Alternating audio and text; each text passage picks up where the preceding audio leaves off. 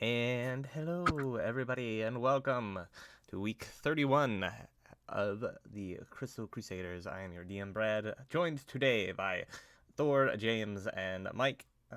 Morton is working, and Zach is probably asleep, so we'll be going with just 3 players today, but that is more than okay.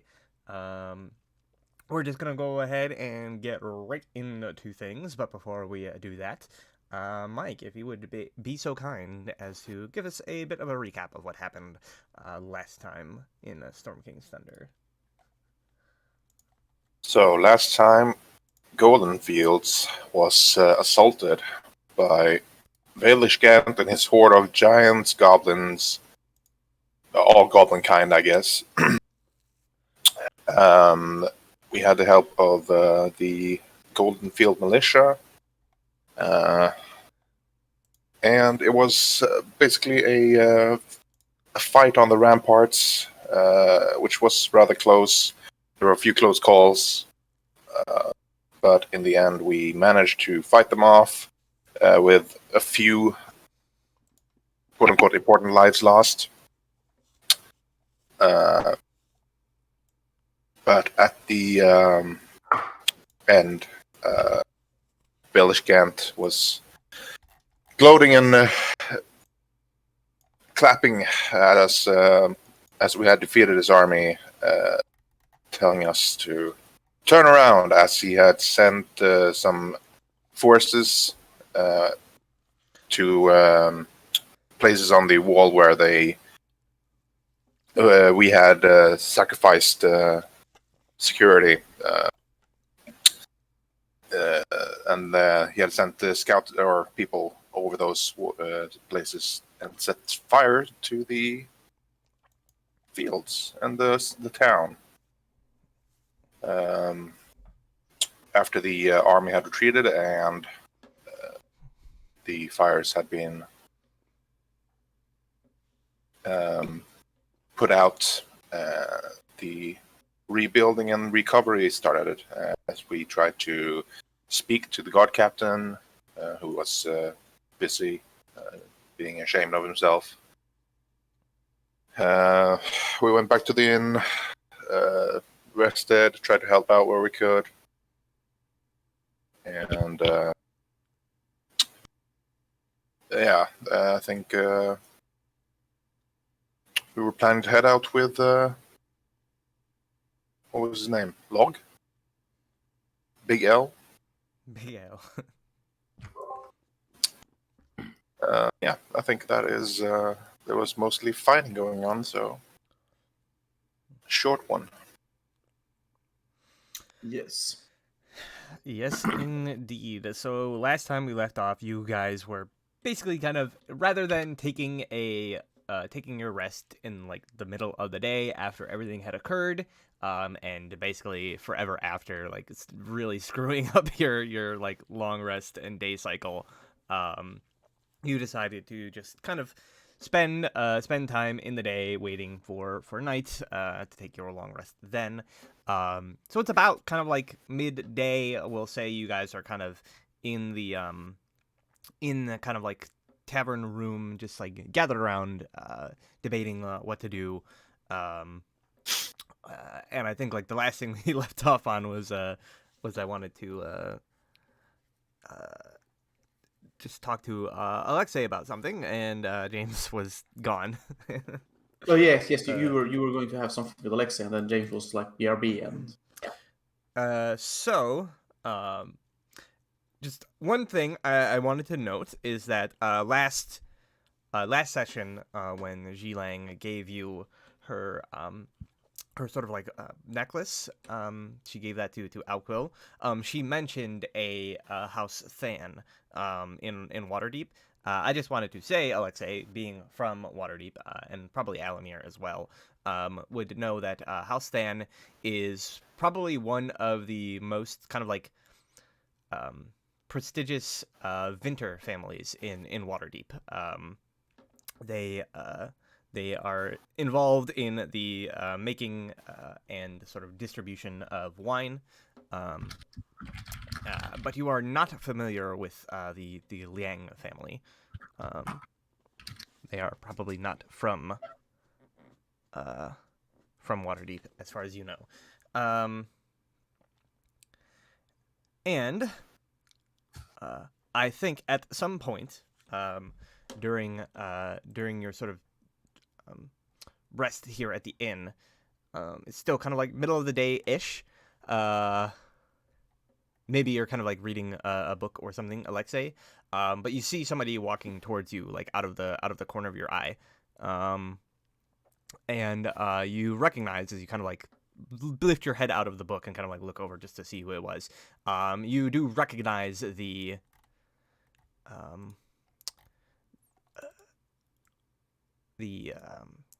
person as Maxine, the sort of Waterdavian mage that was sent to Golden Fields to kind of like look over it.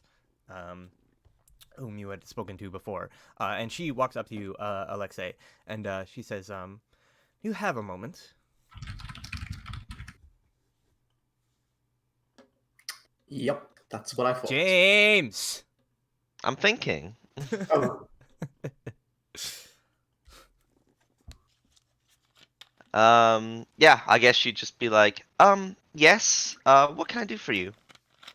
And she says, well, I wish to discuss something about you and your group of friends. You seem capable sorts, and I have a proposition for you. Okay. She says, Well, feel free to say what it is, but I will have to discuss it with the rest of them. she says, yes, well, I must say, every bone in my body is telling me that this attack is part of something far greater. I said, it is not just hill giants, but other giants as well that I've heard rumblings of from other settlements in the area. And I'm convinced that now is not the time for half measures. I read a book once. Ancient dwarven historian wrote it, about a conflict between the giants and their rivals, the dragons. And I said, I would urge you and your acquaintances to seek out powerful good dragons, convince them to contact others, and band together with the forces of the Lord's Alliance to defeat this giant menace. I'm sure that the Lord's Alliance will support this plan, given the gravity of the situation. Okay. How would you do? I think I know what Lord's Alliance is, right? Yeah, it's like an alliance. It's like a military alliance between a bunch of city-states. Right, okay. Well, I think Alexei would like say, well, that is a very good proposition. I can see that being a very reasonable course of action. Who would the Lord's Alliance though? And she would just sort of look at her and say, do you know anyone in there who we could speak to at least get started? I said, well, many of the leaders of the Lord's Alliance are far too busy running their cities to discuss things with the likes of your average adventurers, although if you do something impressive enough, perhaps you might be able to get an audience with them. I had something else in mind. I don't think they necessarily need to know specifically what we plan to do until it's more set in stone. The thing is, dragons are elusive. They tend not to reveal themselves easily. But I do happen to know an individual, a fellow mage of mine, who is something of a dragon expert, or so he claims. It is his field of study, for the most part. He lives just outside of Waterdeep. Agaron's Dragon Ward prevents his research within the city proper, so he resides outside of the walls, just north of the city's northern gate. He has a tall stone house with a wizard's tower on one corner. It's hard to miss, given its situation amongst most of the peasantry's houses kind of stands out. Is a man by the name of Chasloth Yarghorn. I would ask you to speak with him and see if perhaps he could point us in the right direction as to where we might go to secure an alliance with these dragons. Hmm. And you think he could be one? And you think he could be of good assistance in this regard? I do indeed. There is none in Waterdeep who knows more about the comings and goings of dragons here in the north than he does. He has studied them for many a years. Some All say right. he has even made contact with some of the more ancient ones, although I hesitate to believe that, seeing as he is still alive. Yes. That would be quite a bold claim to make while one is breathing. And she nods and says, "Okay, I will definitely go and speak to this man. Anything else?" She sort of like shakes her head and says, no, that is all. I just wanted to wish you luck in finding the cure for your other companion. That terrible disease that he has been afflicted with. Yes, well, we have a plan for that one. Thank you greatly for everything that you've said. It says, "I'm sure this will be of great assistance." I guess I'll like shake her hand. Mm-hmm. Yeah, so she says, yes, indeed. And if you've ever need of my services, feel free to stop on by. Very well. Thank you again. She says, no, thank you. I must say it's been refreshing speaking with somebody who is, well, more than a farmer's level of intelligence for once. Blush. All right. Well, I think with that new information, I will head to the rest of my companions. Slide on over. Whoosh. Yeah. Yeah, so we'll say it's like the middle of the day. You all gather around. I have new information. Oh, Indeed. And like she great nods tell. and says, well, from what I've been informed about, apparently outside of Waterdeep there is this wizard tower, nestled amongst some farmer cottages. I can't say I've ever noticed it because I never really went that far outside the city, although maybe I did see it from a high point at some point. Anyway, there's a wizard there by the name of Chasloth Yarghorn, who is apparently an expert on dragons.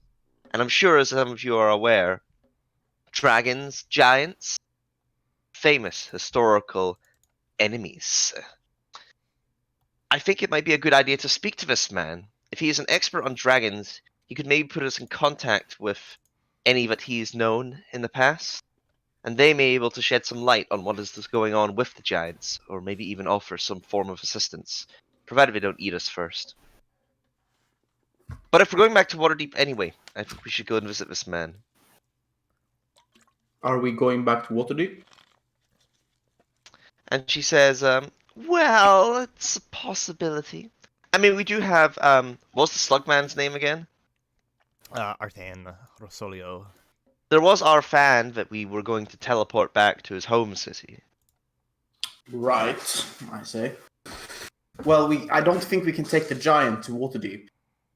Says, and if we leave him here, they're most likely going to execute him without Where were you our. thinking of taking him? He's leading us to Grudhog. Groodhog. Well, I suppose, yeah, that makes sense. Groodhog, I suppose Waterdeep can wait, and Groodhog is more important. Yes. Wanted to. It's okay. I'm sure the powerful wizard isn't going anywhere.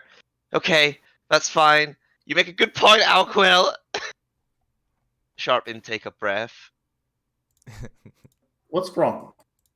Nothing. Powerful wizard knows a lot about dragons. I got overexcited. Oh, also, there was something about the Lord's Alliance.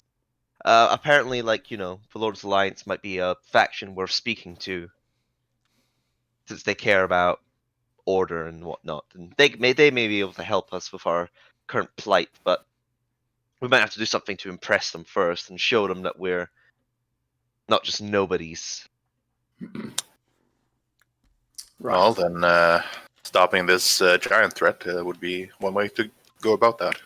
Well, it's more like I think we need to do something impressive on the way of doing that, so then they help us do that. Yes. If you get what I mean. Sure. Well, that's good to hear. I don't know. I have completely forgotten about Arthur and his plight. Says I suppose we'll have to arrange for something to him to bring him back to Waterdeep. How long is it from here to Waterdeep, Brad? A few days. Few days.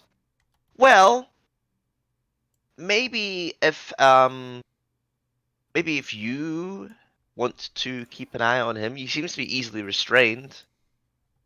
Maybe me and Sir Alamir could take our friend back to Waterdeep and teleport him back to his home city. Maybe go speak to Chaslov, and then come back. I suppose that is a possibility. Would give me the time to potentially speak to the guard captain about matters. Oh yes, him. And you're not gonna hurt him, are you? No, I said. I'm like, Alquill is very offended at this. I just like, why would I hurt him?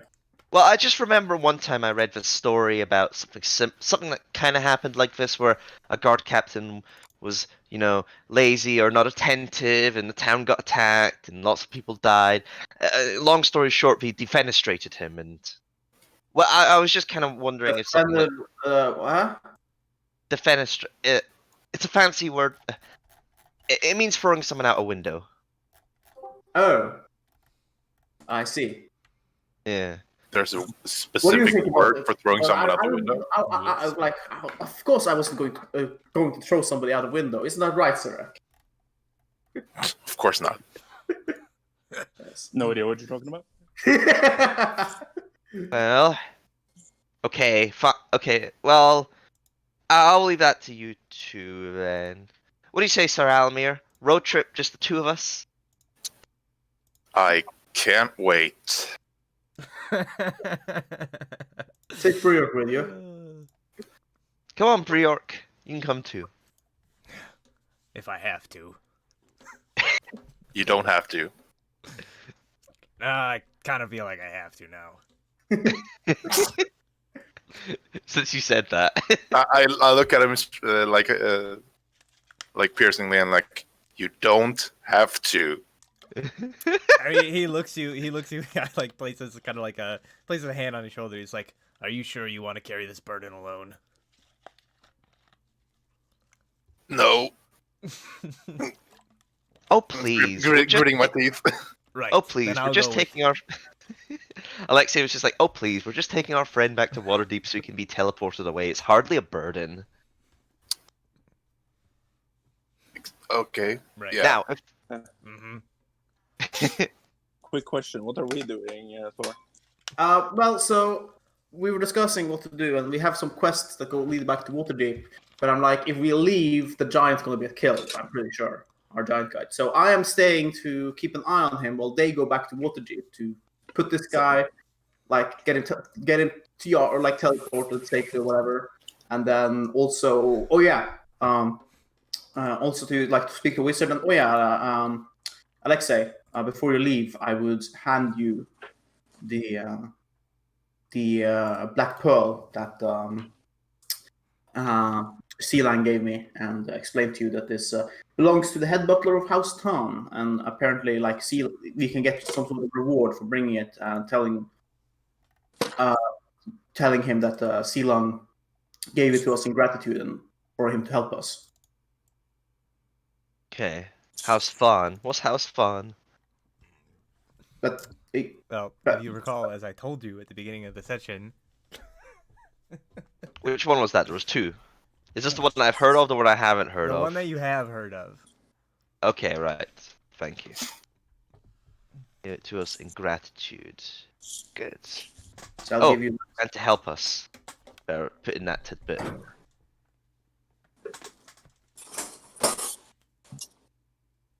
And, Alright. yeah.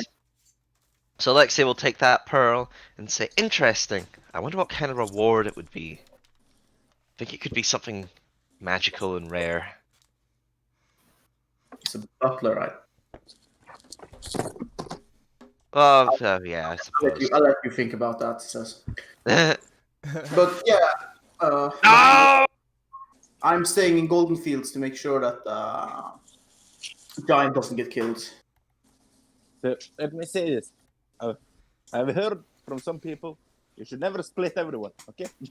So stupid idea. Who are these some people? But Yeah, they people in sound like bars, wrong. adventurers. They sound like people who are wrong. Yeah, they sound like pussies. Everyone knows you can get more done if you split up. Split up, gang. Splitting a party. Da da da da da da. Well, Split up, gang. I'll go with Daphne for no apparent reason. Come on, Velma. All right, so hey Thor, then you're Yes. my Scooby-Doo.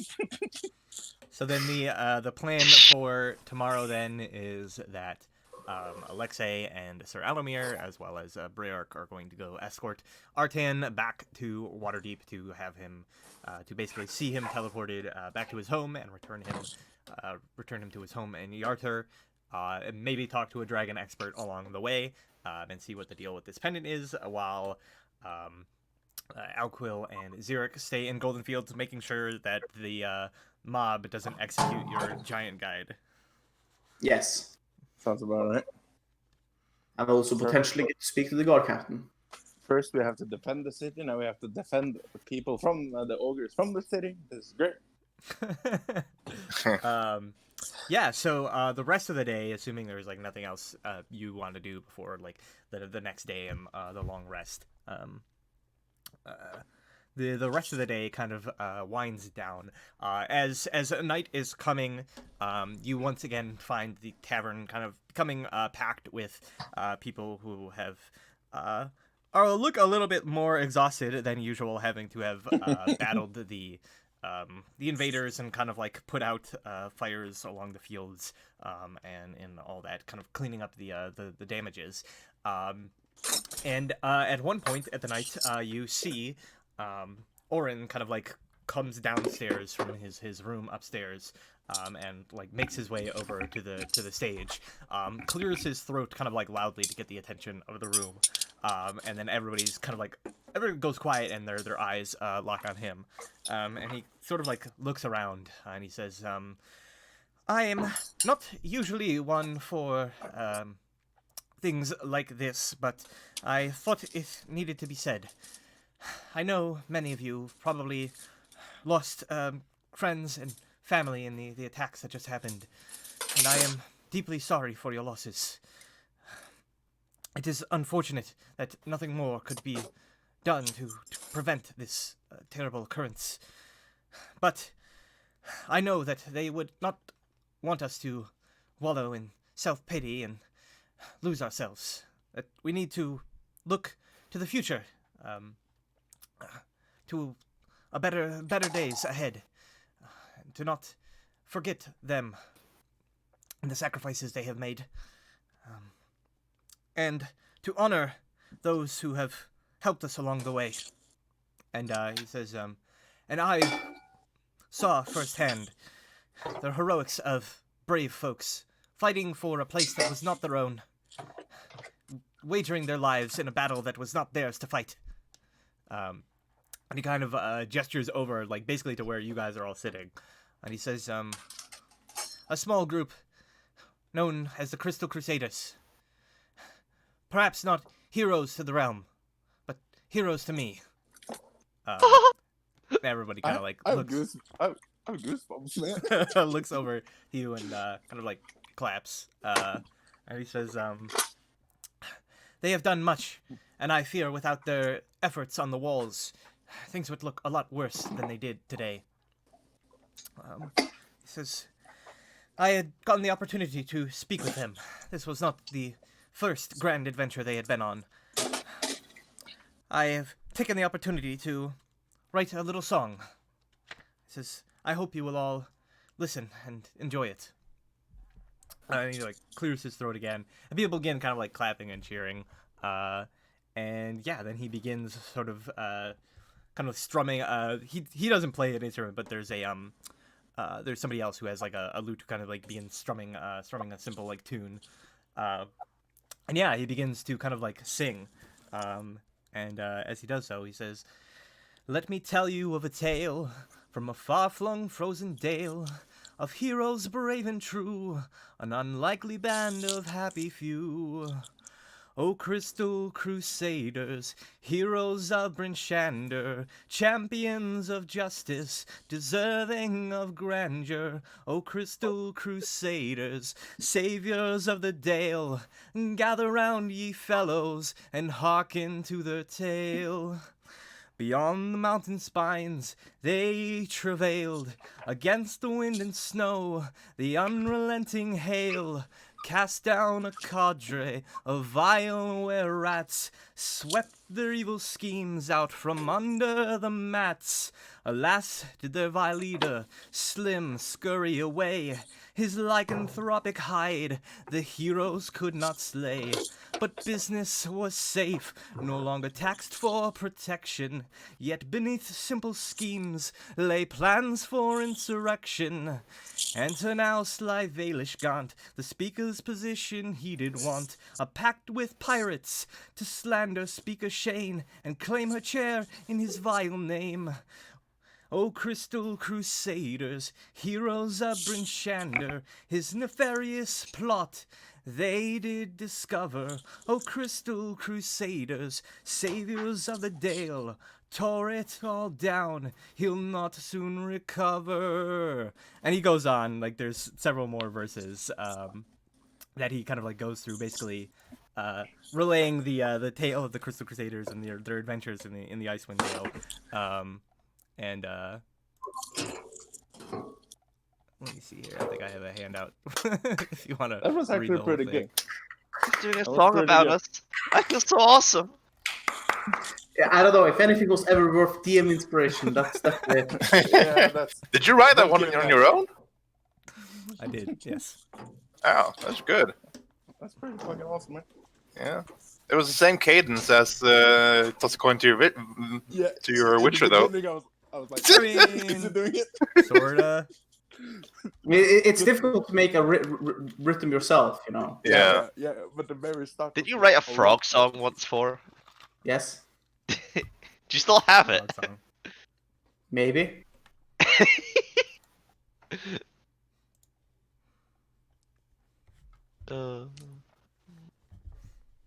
Okay, here we are.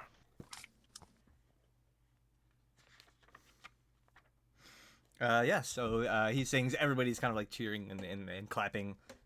People are like walking up and like shaking your hands. It's They're weird. not tossing us coins. Well, he didn't say to toss you coins, so unfortunately. What a letdown. Ugh. Yeah, cool. Will definitely clap. Yeah, so will I. I'll cheer and throw beers, alien air. Throw beer at him. Rawhide. I wasn't a part of any of it, but it's still cool. Yeah, you get the fame by association, though. You know. Just... Yes, exactly. Good enough for me. I think we'll literally give you a GM inspiration for that, so you can re-roll and kill us at some point. Yeah, like whatever is the final boss of this campaign is gonna have an inspiration now. Yeah. Maybe two, because you might have given them one before. I'm not sure. Yeah. But this definitely, I'm definitely saying like this. This is great. So there you go, and that is the Ballad of the Crystal Crusaders. I'm sure it definitely won't spread all over the place. Definitely. Oh, The thing is, now Al Quill can never escape the Crystal Crusaders being his thing. And I know he's not said it in character, but Forrest said out of character that he actually hates that it's the Crystal Crusaders. It's too late. I've said it both out and in our character. Yeah, but you're Sir Alamir. No, not as Sir Elamir, but as any of the other characters that I've Yeah. failed with. Everyone else that died. Yep. Understandable that they didn't like it, they died. Yep. They were like, I hate this name so much that I'm just gonna. just gonna die. Oh man. Yeah. So then By the association. night winds on. People do kind of like buy some rounds of drinks for you, and yeah, you kind of like stay up into the night a little bit, but then obviously you stayed up all the last night and the day, so you all kind of crash, and yeah, you guys have a long rest, and then you wake up the next morning. You wake up in the middle of the night by bells ringing. No, wake wake up. up again! I'm leaving. You wake up in the Get middle of out, the night. like, You it's hear like, false alarm. you hear shouting coming from outside, and yeah, you just replay the same day over and over again. It's really weird. God damn it, Groundhog Day. Damn it. I mean, that's just going to benefit us. Eventually, we're just going to be able to defeat them all without a single sweat. Yeah, we're gonna get XP and we're gonna learn all their moves. It's gonna be great. Akar Kessel, the last time he fights us, or sorry, Velishkant, he just goes, what the fuck, how did you get to level 20? Stay in the forest and kill boars. Yeah. Classic. All right. So then, yes, the next morning, I assume, then you guys explain your plan to Artan, and Alexei and Sir Alamir and Baryark begin leaving first thing in the morning towards Waterdeep, making the journey there. It'll be a couple of days. Though the roads are kind of like, it's a bit more like patrolled, at least as you're making your way through. So you're not really going to encounter any sort of dangers along the way as you're making your way through there. Why don't we begin, however? So Alquil and Xeric, is there anything you would like to do during the sort of like several days while you're waiting? It's probably gonna almost end up being a week because they have to travel there, teleport him, and then like travel back. So it's probably gonna be, at least 6 or 7 days before they return.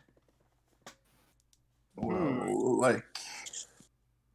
I know at least I'm gonna spend the very beginning is just helping out with rebuilding things at the smithies and stuff. Just helping out. Yeah, I imagine would help with trying to help as best I can with any repairs that needs to be made, any healing if necessary that I can perhaps assist with. Yeah, same. Yeah, so you do And like your best to kind of like help out in that regard. I think while you're doing that, like maybe during the first day, seeing like they're trying to like patch up the big hole in the wall as best they can and all that kind of stuff. I think the abbot he kind of like walks up to you. Maybe you're like outside of the chapel. There's like an infirmary, like a temporary infirmary that's kind of been like constructed outside of the chapel. And he kind of like walks up to you and he says, I must thank you for your assistance, my children, in this. He says, it is a generous soul that helps those who they otherwise need not. He says, tell me, you are the adventurous sort, I take it?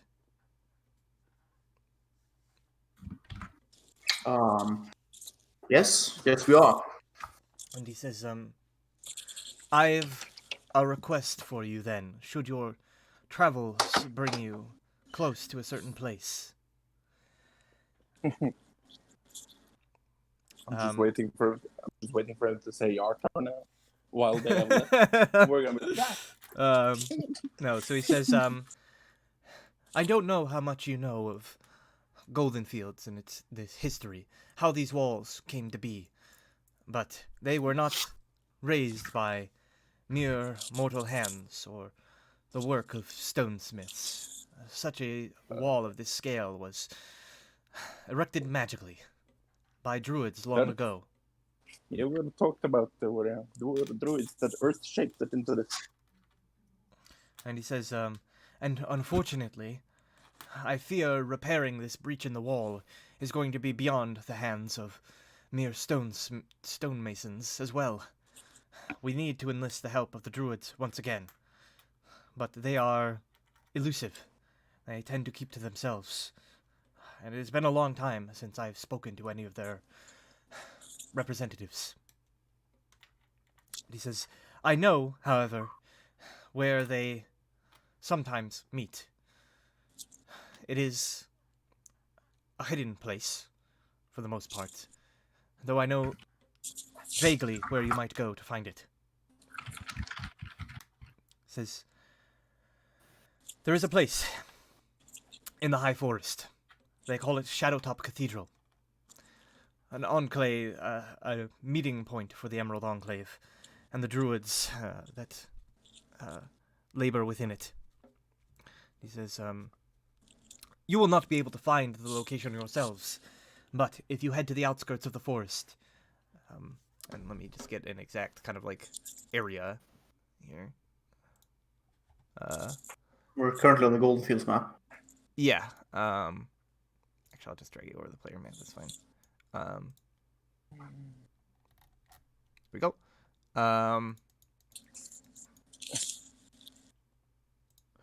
So he says, if you head over to the town of Ullavin and follow the road up to the Unicorn Run, follow it up about a day and a half into the forest.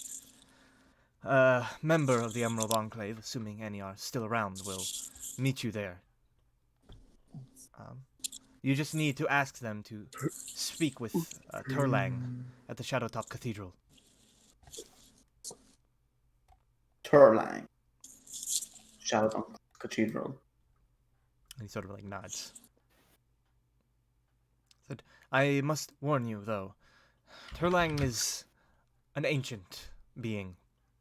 He says, and one who is distrustful of outsiders after a long, long period of self-isolation. He is also quick to anger, so be careful.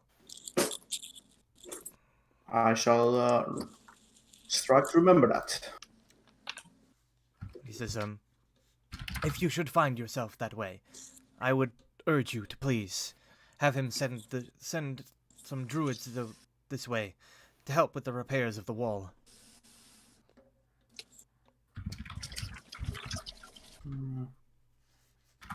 To send druids to Golden Field. And where on the map did you say he was, Sprout? So he said, basically, as you look at your map, to head to the small town of Ullavin, and then follow a road up to the Unicorn Run, and then follow that basically like a day and a half into the forest. Okay. And that's basically he said he did that like every time, and then a member of the Enclave would meet with him and escort him to the Shadowtop Cathedral. Though he could never remember the way himself. There was something about it that basically like he could never recall the journey there. Just that he went there and then found his way to the Shadowtop Cathedral. I hear magics.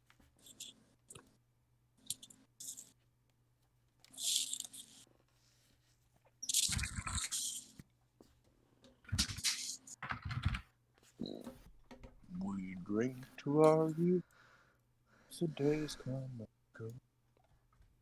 Angels.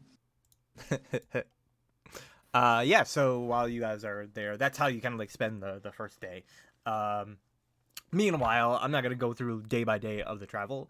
We're just going to go ahead and skip to when the other group arrives in Waterdeep. So we kind of like jump into the future a little bit here. And you guys are at the gates outside of Waterdeep. You can see there's like a long line of people waiting to get in, but Alexei, being a nobility, just sort of like strides to the front and easily kind of like speaks her way inside. Nothing's gonna break my stride. Nothing's gonna slow me down. Whoa. Yes. So Arcan kind of like looks around. And he says, "It is even more impressive than I had heard about." And he says, "Would that I was here under better circumstances. Perhaps I might take a look around, but I would rather get back home as soon as possible."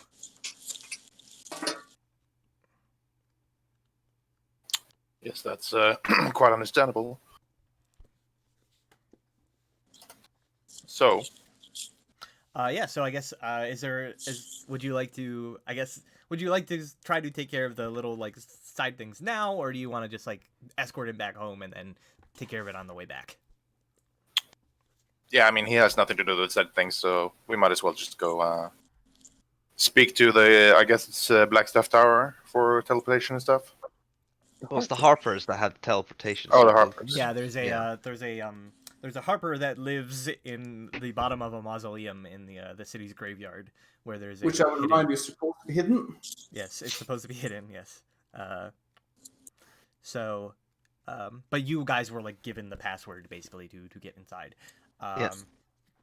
So yeah, you make your way over to the sort of like city of the dead, and navigate your way to that mausoleum. You speak the password, and the giant sort of like construct lifts the sarcophagus lid out of the way that obscures the staircase that leads down.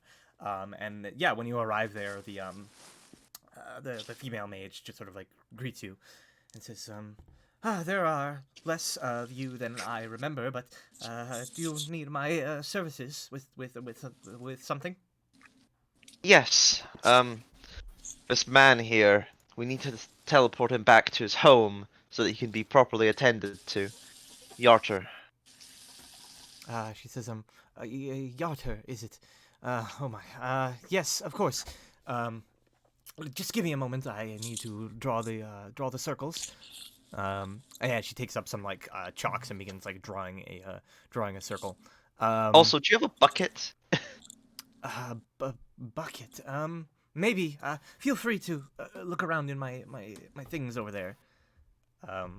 Just a pile of shit, Brad. It's perchance. kind of, there's basically just like she has a desk with like papers all over. There's like low like burnt out candles kind of like scattered around the place. It's like a complete mess basically down here. Is there a bucket? As you quickly look around, make an investigation check. Oh god, making me like go through all this person's crap. 26. Okay. You rather quickly find that there is in fact a bucket. It doesn't seem like it's been used very often. In fact, it's Yep. kind of like rusted. Well, what I'll do is I'll take the bucket over to Slugman, and then I'll take the, what's it called, the decanter, Alchemist drug. the alchemy jug, yeah, and I'll pour as much water as the bucket can take into it, and I'll say, I think this should be enough to keep you okay until they manage to get you some water. He says, right, well, I said, of course, but, you are going with me, right? Sir Almir? I don't think. I think there must have been a misunderstanding. That wasn't the plan that we. I thought we only agreed that we would help you get back. And he says, well, of course, but I don't know. I thought that you would at least help see me to my family's estate. Says, how is Mother supposed to reward you if you're not there to receive this reward? Well, returning to Yarter is a thing that... And he says, well, going to Yarter is a thing that we may very well do down the line. Getting you safe and getting back to our mission is of prime importance. And Yes. And The besides... report can wait. Yeah, I shall say, and besides, I think it would be much better for you to recover first, and for us to, and then when we return, we can meet you in proper form. And he sort of like kind of like looks around like a bit like nervously. He says, I see. Well, I suppose I can try to make my way through the city like this myself. And he says, well, if that is the case, then I unfortunately cannot promise you that such a reward will actually exist. Says, without you there to corroborate the story, I doubt my mother is actually going to believe me. Yeah. Well, in all fairness, the reward comes second hand. Just offering some assistance is the more important part. And I'm sure the mages here might be able to send a message to someone in your household so they can meet you at the Yartar teleport circles. So you don't have to traverse the city on your own. He kind of like looks around and he's like, I don't know. Given the location of this particular circle, something tells me they're not exactly the type to stride about the cities in broad daylight. Would that be the correct deduction? I say to what's the Harper lady called again? Yeah. So this one, her name is Thestriel. Cestriel. And I say, would that be an accurate deduction, Cestriel? And she says, she looks up from like drawing the circles, and she says, yes, quite. Especially given the overseer of that particular circle. I doubt that he's going to be of much help at all. A rather cantankerous old man he is. I said, in fact, he's liable to think R10 might... Actually, I should probably send him a message now. Right. Though I doubt he will offer escort services to your friend. I look at Briork. I say, Briork, is this something you might consider undertaking? And he sort of like kind of shrugs and he's like, I'm willing to do it, but I mean, if I go there and come back, it's gonna take time for me to get back to you if you guys aren't waiting. And if you wait, at that point, you might as well go along too. Hmm. And I say, well, we have to go speak to the wizard in the tower anyway. And I say, Yes. and after that, we'll start heading back. I'm sure we'll meet each other along the road. He Or just if sort of, not, back in Golden Fields. he just, Brick's just sort of like shrugs and he's like, I don't really see what the big deal is going there. And he says, presumably whoever this wizard is that watches the other circle can just send us right back. Sure, it won't really take that long.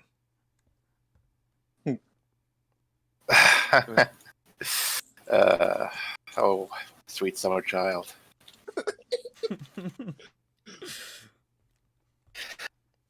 How dare you make convincing in-character arguments, Brad, so we can't refuse. I look at Alexa and like, Oh, Well- might as well. he's not wrong. Yes. I, good thief. I think Alcohol would have a word to say about this, but I assume that we can escort you then to and then we could collect the reward. So, Bordarton, let's go to Yartar. He says, oh, excellent. He says, I assure you, you will, it is quite the lovely city, though you will not be staying long. Right, and at this point, the wizard sort of, like, stands up, mutters a few words, like, claps her hands, and the portal begins to, like, glimmer with magic. He says, get ready, the portal's about to open. You sent a message to the man, right? Yes, he's expecting your arrival. Though I doubt he will be there to greet you. But I've explained the situation to him. Okay, well, good. I poke Alexei. Do you have the ability to send somewhat message to Alquim? Not today. Great. I'm thrilled that you're always so prepared for whatever we have to face. Unfortunately, it's hard to prepare for every circumstance. Yes, but it would be nice if you could prepare for some circumstance.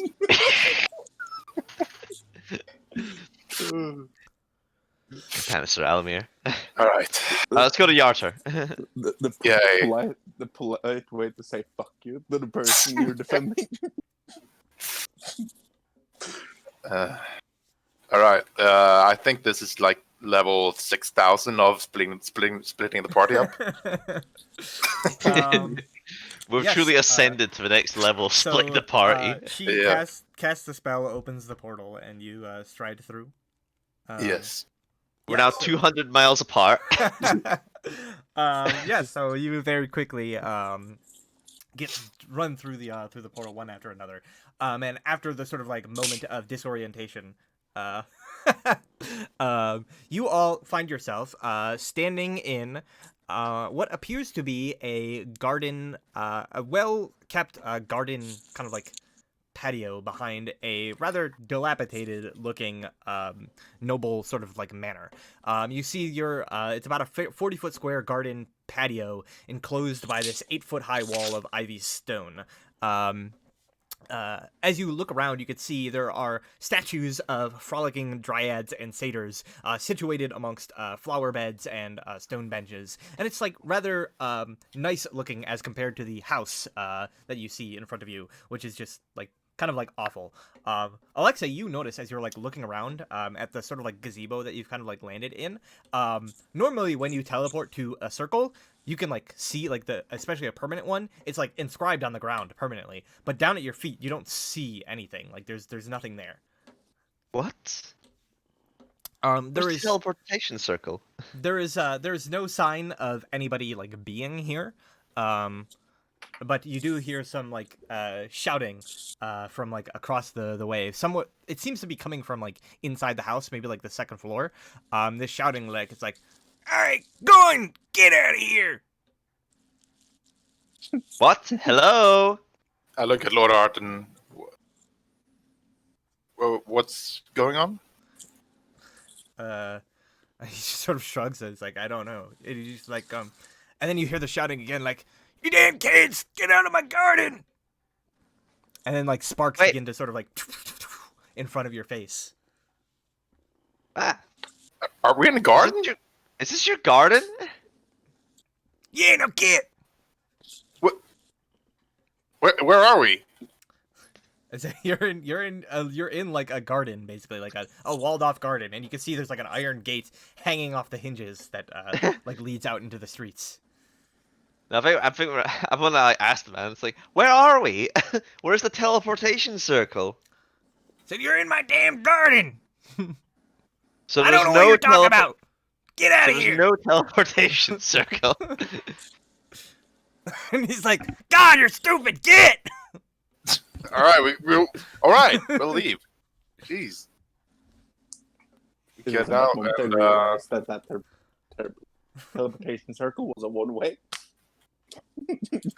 we go out on the street and I decapitate the Lord Arden, and then we start riding back to Waterdeep. All right. Yeah. So you make your way onto the out of the garden onto this sort of like, it's like this alley, sort of like side street almost that the garden leads out into. And you look around and you see you are in this sort of like packed city. Everything's very like tightly packed together. And Arden just sort of says, "Oh, I know where we are. Of course. Allow me. I'll lead the way." And he begins to kind of like carefully make his way around the streets. He seems to be sticking, as you like following him, he seems to be sticking to like back paths and side roads as best he can to avoid like being seen walking down the main roads. As we're walking, I'll like, so as he's a bit ahead and we're walking, I'll sort of like say to Sir Almir, it's like, so how are we gonna get back? That's gonna have to be part of the reward, I think. I mean, she did say that he was a cantankerous old man. That man seemed pretty, he kind of fit the bill. Think maybe he's a bit senile as well, or something. Possibly. Well, maybe that is like where we need to go. We could head back and see if maybe he's calmed down a bit when we're not in his garden. He might be willing to speak with us if we go to the front door. Yeah. Out of character. I doubt it. Oh wait, are you talking about the same old man that told us to get out of his garden? Yes. No, we've already left. Yeah, no, fucking hell. I'm saying, maybe that is the place that we have to go because she did say he was a cantankerous old man. Maybe if we go to the front door rather than go into his garden and speak with him, he'll tell us what we need to do to get back. All right. Aye. All right, but anyway, yes, let's continue. Yeah, so he leads you around through the streets, kind of like down back alleys. And compared to Waterdeep, this city is just a lot dirtier. The alleys are just like filled with trash. You see rats scurrying around. There's kind of this awful smell that pervades the place. And it is a very not good, nice looking city. If Waterdeep is like this sort of like pristine sort of like kind of city, I don't know what historically to compare it to. Like this is like fucking like Victorian London, like just awful. um and he leads you out to sort of like the outskirts of the town, more or less, to the entrance of a 2-story building that looks kind of like large and old, fenced in, sort of like foreboding, standing over the other like low built houses nearby. And he just sort of like strides in the front. There's no kind of like guards or anything at the front. He just sort of like strides in and leads you inside, and you can see inside. The manor is decorated with sort of like lavish paintings, tapestries, busts, and statues of all sorts of kinds. The floors appear to be made of like polished mahogany, when in fact they aren't covered by sort of massive gaudy carpets. And there are high ceilings from which hang these sort of like crystal chandeliers. And as you enter in, this man with sort of like darker skin, wearing this butler outfit. He's pretty like well built too. He's like large, maybe about like definitely like over 6 feet. And he's got these very wide shoulders and kind of like his butler outfit is very tight fitting and doesn't. It almost looks as though like he is just going to like burst this thing open if he like makes any sort of like sudden movements. Real chubster. And he just sort of says, "Lord Arton, you've returned. Your mother has been looking for you." And he's just sort of like, he giggles kind of like nervously, like, "Kemid, it's so good to see you again. Have I introduced you to my friends that saved me from my sure demise?" And he just sort of says, "Everybody, this is Kemid, our family's head butler." And he just sort of says, "Yes, well, my mother's looking for me, so I should not keep her waiting any longer." He just very quickly like makes his way past this butler and like gestures for you to do the same. It's obvious to you that he's kind of like a little bit afraid of this butler for some reason. Yep. Lexi will walk by. "Good day to you," and then continue. So yeah, he leads you around to the back of the house, up to a door, which he like knocks on. It appears to be some sort of office or something. He knocks on the door. And he says, "Mother, mother!" And you hear this voice coming from inside, and it's like, "Is that... Come in. Where have you been, boy?" And he just sort of sighs and, like, opens the door, and leads you into, this sort of, like, small office. And you see there's a woman there, with this sort of, like, fierce countenance, this proud stature. She appears to be sort of, like, older, like, late middle-aged, like, gray hair. And she says, as he like walks in, you immediately hear her begin like shouting, "Where have you been, you foolish boy? No, don't answer that. I will not tolerate your presence while you're wearing that dreadful attire. You look horrid. Go get yourselves a bath and some clean clothes, and then we'll talk." And immediately Artin is just like assaulted, like berated, and he just like kind of like bows his head and retreats outward. And then the woman turns her attention towards you, and she says, "You there? What happened to my son? Explain yourselves." Well, to his current skin condition, we cannot answer that. But myself, Lady Alexei, and the other members of our party, we saved him from a cocoon being berated by large seagulls. It was Kinda quite a ways away, down near Golden Fields. We had to bring him up here. Yes, we promised to escort him to Waterdeep, where he could teleport back here.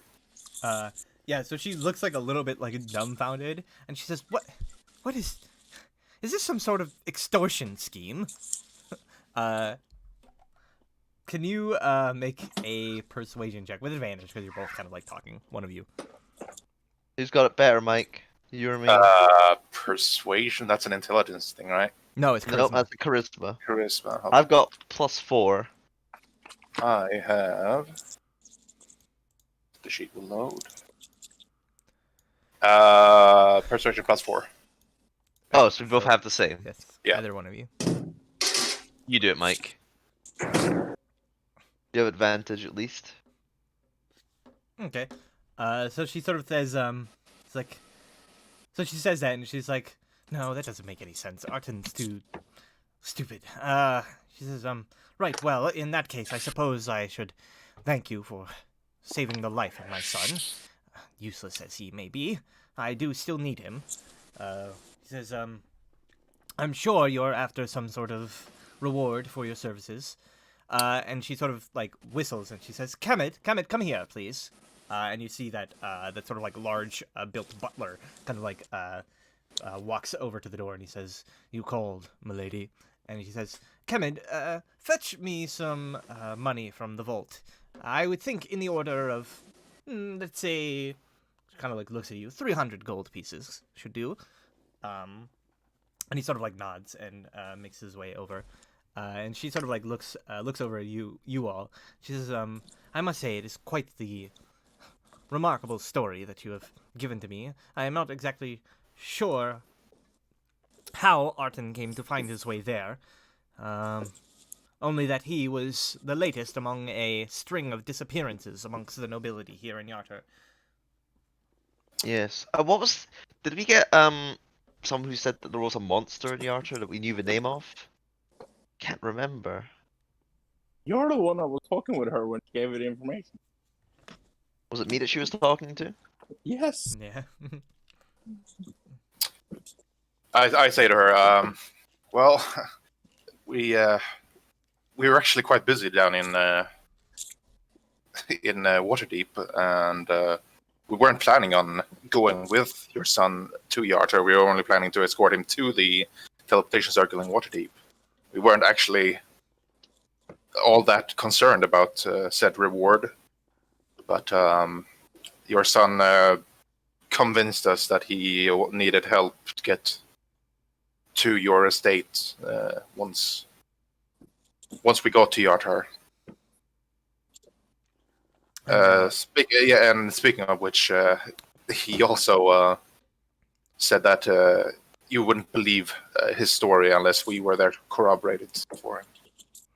And we're now a bit trapped. Yes, it seems maybe we just didn't see it, but we didn't see a return circle that we could use for teleportation.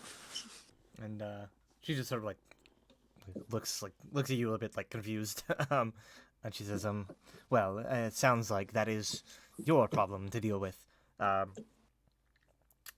Says, I have to. No, it's your son's. And she says, well, I fail to see how that is my son's problem, seeing that it is you that made the decision to go along with him.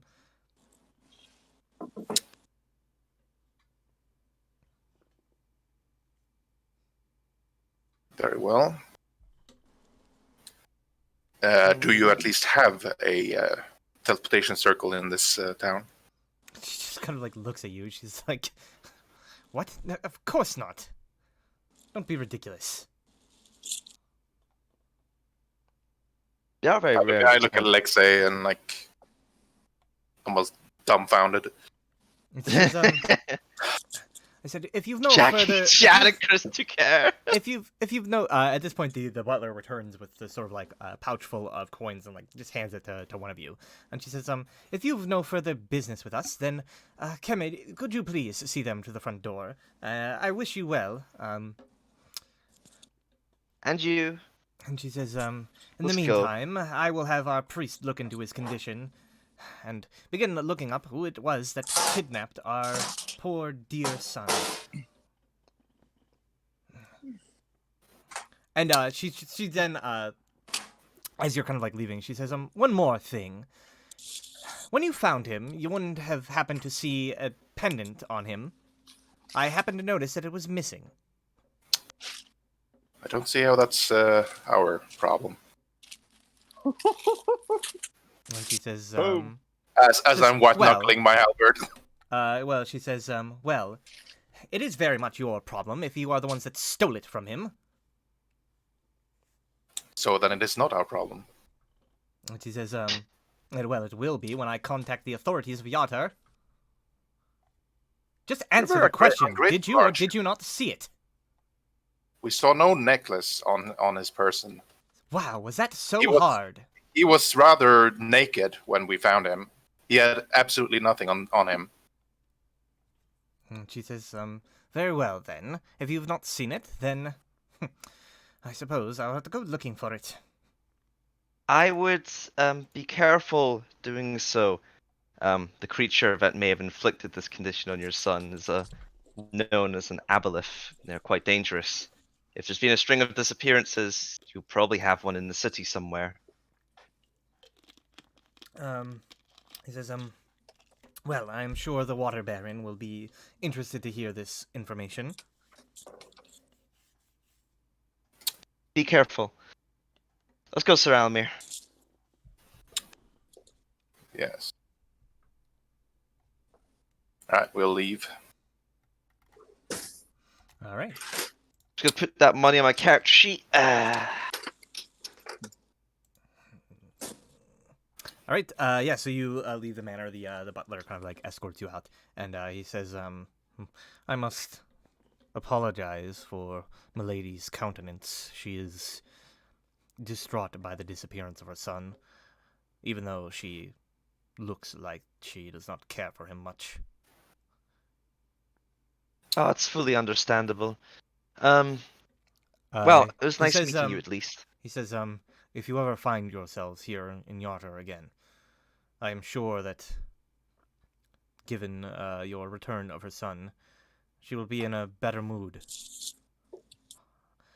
I think she might have some further business with you regarding this strange disappearance. You wouldn't happen to be able to tell us where we could go to inquire about the return to Waterdeep? And he says, well, you could go to the docks. There are many ferries that travel down the Desserin River. You don't have any kind of mage guild or some such in Kind the of city? gives you like a puzzled look. It's still says, supposed to be a secret with the whole thing. Yeah, anyway. No, like, Alexia will, like, cut in and she'll be like, Sir Almir, it's fine. I'm pretty sure we can find where we need to go in Yartar easy enough. Fair enough. Good day. Yes, a good day to you. And the butler just sort of like bows very, very kind of like slightly, being careful not to like kind of like tear his clothes. Curtsy. And I guess as we head off, like Alexia would say, it's like, well, should we head back to where we teleported in and see whether that old man, whether it is the same cantankerous person that was being discussed previously? Yeah, as you guys Yes, are all let's try. leaving, Burrock's just like, well, that woman was pleasant.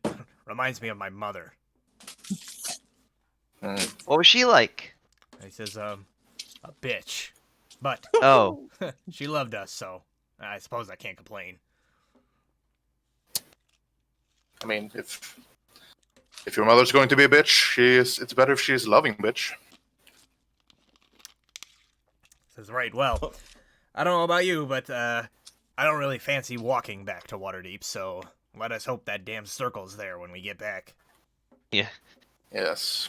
So I guess we'll go up to like the front door of the house and not the garden this time and knock. Yeah, so as you're walking up there, you see like a couple of what appear to be sort of like poorly dressed beggars like running down the street towards you. One of them kind of like peels out around the corner of the garden. And you hear shouting like, "Go on, get out of here, you squatters!" And then you see three sort of like magical bolts of energy like rounding the corner and slamming into the ground around one of these people as they're like leaving. And he's like, "And don't come back!" He seems very nice. Did he just magic missile the children? No, because No, magic no, missile wait, doesn't require a hit roll. No, but he can still like tell the magic missile to miss right next Yeah. to it. That's what I was thinking. Anyway, go up. Is he on the porch?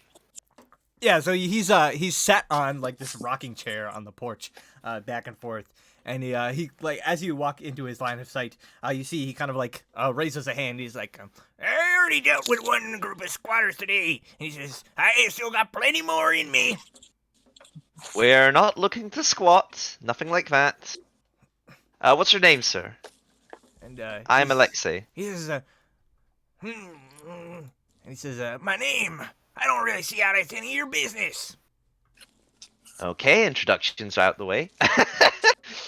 I do have this harper ring actually, so I suppose like she'll hold it up and it's like, do you recognize the symbol perchance? And he says, he kind of like squints his eyes. He's like, "My eyesight's not what it used to be, lady. I can't see anything from here." God, it's getting amazing. And she,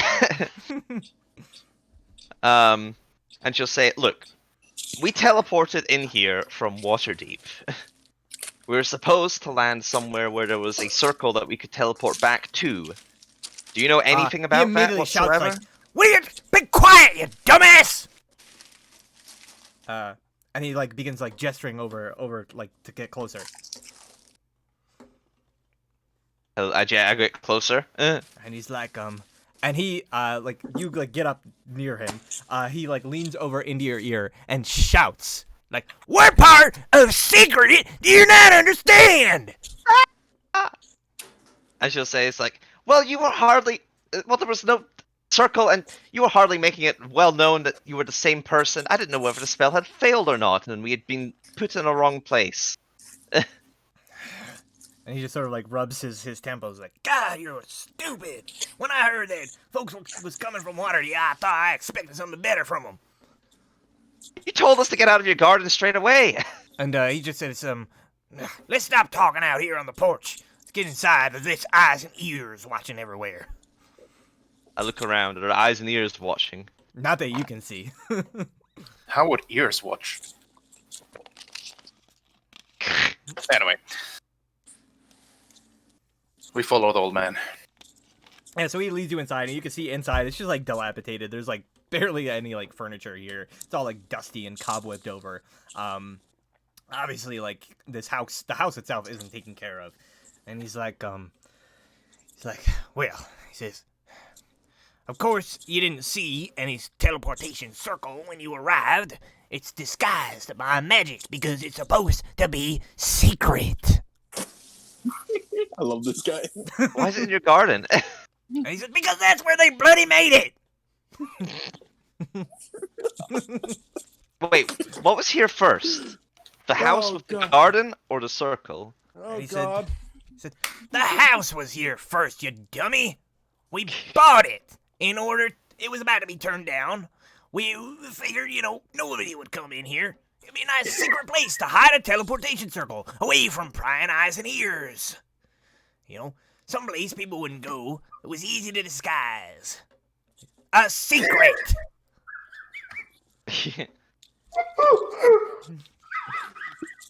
And like she'll like shake her head and says, "Okay, well, can you send us back?" And he says, "I suppose I can." Says, "Of course, Wonderful. Kind of like looks around. He says, I just need to make sure that nobody was listening what shouldn't have been. He says, you lot go sit out in the garden. I gotta go take a look around. Okay. Let's go sit in the garden. Excellent. Yeah, so you like make your way out of the garden, just like waiting a while, and eventually he comes back in, entering through the back door of this sort of like dilapidated manor, and walking out into the garden, and he's like, well, it seems you're in luck. Didn't find any of those hands of Yarder sneaking around or any of them Zentarans, so I think your little outburst there was luckily glossed over. Excellent. Well, that's good at least. And he says, right, well, and he says, let me just go ahead and start casting this here spell. He says, where are you looking to go? Waterdeep. And he says, right. Well, now when you get there, tell that Thestral I said hi, and maybe send somebody a little bit more discreet and less stupid next time. Yes, we'll definitely tell her that. Yeah, so he goes through the process of drawing the circle and sort of like casting the spell, and the portal sort of he doesn't like every other mage just kind of like warned you when the portal appears. He just sort of like it just appears and he's like, go on, get. Wait, we get. All right, so you quickly like run through the portal, and then you arrive all back in the small sort of like undercroft of this mausoleum. Yep. Where you see Thestral kind of like smiles and waves at you, and he says, you made it back alive, and you're not even that hurt. That man is horrible. I said, well, I did warn you. You said a bit cantankerous. I didn't think horrible. Well, either way, I don't think we need to go back there via these methods again. Hopefully not. Also, he says hi. He says, I'm sure he said quite more than that, but I won't pry. Yes. Well, I think we still have some things to do. Shall we move on, Sir Alamir? Yes, please. That was quite an eyesore of a city. It was very disgusting. I think we should head to the house of House Fan. Yes. Yeah, that's probably the closest location of the two.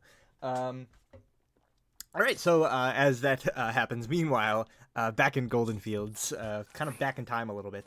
This would be like the second day there. Alquil and Xeric, is there anything you would like to do on your second day here in Golden Fields? Things seem to have stabilized for the most part. Farmers are like back working the fields. Repairs are kind of like continuing as best they can. Is the guard captain still busy? Yeah, so you go to the sort of like guard tower, and inquire, and he's busy in the morning, but they say that he might be able to meet with you in the afternoon, and if you return in the afternoon, you can in fact meet with him. All right, I will return in the afternoon. All right. I will do it. Yeah, so you both return that afternoon. You are escorted through to the sort of like the outside of his office. There's like a knock on the door, and you hear the voice like, "Come in," and the door opens, and you are sort of like escorted into the office. You can see he is there, sort of like standing, hands behind his back, looking out a window towards like the southeast. And without really like turning to look at you, and he says, so what is it? You come to gloat or something? Says, no, I said. I've come to inquiring what precautions you're taking now, and two, to tell you what our plans is going forward. Says. He just sort of like turns to you at this point, and he says, well, I don't much care what your plans are, but as far as what precautions I'm taking, I've requested some reinforcements from Waterdeep. Not that they're going to send much. And I've doubled down on the training. Obviously, there was some failure on our part. I don't know why I'll they were say given to- the order to coalesce at one spot on the wall. That's not standard procedure. See. Sirak just, oh, God. Says Just like, sighs to himself. as it says like, well, it's good that we all recognize our mistakes. I say. For our part, as you probably have already been informed, we managed to capture one of the giants during the battle, and he has agreed to take us to Grudhog, the strongholds that they came from. So, And as you said yourself, Bentley good at attacking them, right? Gets He out of says, yes, I've heard about your giant captive. I must tell you, it's been a hell of a job trying to get my men to keep him alive. A lot of them lost good friends that day. He says, they're after somebody's blood. I understand. We'll hopefully be out of, or we should be out of your town within the week. Says some of our friends are going back to Waterdeep to inform some others of what we're doing, and once they return, we shall head out immediately. Says we'll make our way to Grudhog, and we'll. Well, should we have the ability to, we will send you inform you of its location. And he says, that won't be necessary. I said, we are not an army that roves out beyond this wall. He says, we will not be able to do anything with that information. True enough, but perhaps, perhaps we can just send the information to Waterdeep, straight to Waterdeep. Yes. And he says, I wish you the best of luck in your suicidal journey. But that is what you sellswords do best, I suppose. Thank you. Yes. I did feel like saying defending war, but I was gonna Yes. better myself. Waterdeep's a lovely city. Well, I wish you the best of luck in the future, and hopefully there will be no more giant attacks. He says, well, he says, given what my men reported hearing on the wall, once you're gone, I'm sure that will be just the thing. What do you mean? And he says, oh, don't try to play coy with me. Their commander knew you, called you out by name. You think it was a coincidence that he attacked when you were here? Baelish Scant. The scoundrel has been escaping justice for 9 years now. Yes. Honestly, I thought he died in the frozen wastelands. Yes. Turns out he's still alive. Yes. Actually, that's a good point. I should inform you of who he was. Yes. He was was or is, I'm not sure if he still is, but at least a member of the Arcane Brotherhood. Yes. He stole a magic staff from Waterdeep about 9 years back. Then went up to Icewind Dale and ended up attempting to take over the 10 towns there. So, after being driven out and his pirate allies murdered, we thought he might have died in the wastelands. But it seems that fate has once again reared his ugly head, and we have met again. Yes. Honestly, before the attack, I wasn't aware he was still alive.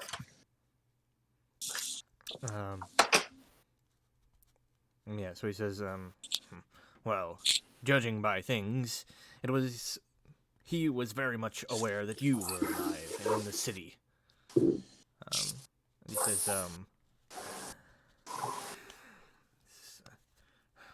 listen, I'm grateful for what you did, helping my men protect the walls, keeping them safe as best you could. I said, but knowing what I know now, your relationship with this enemy's commander, I think your presence in this city is something of a liability.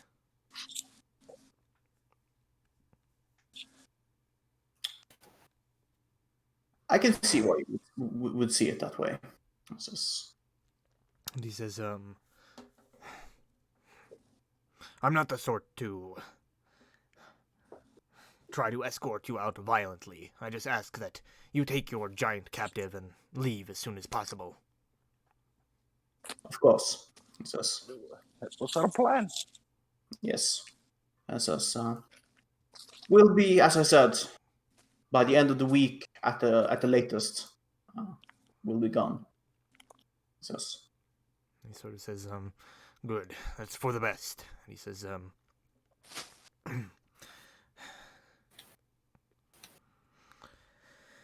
yeah, and then he kind of like turns over and he says,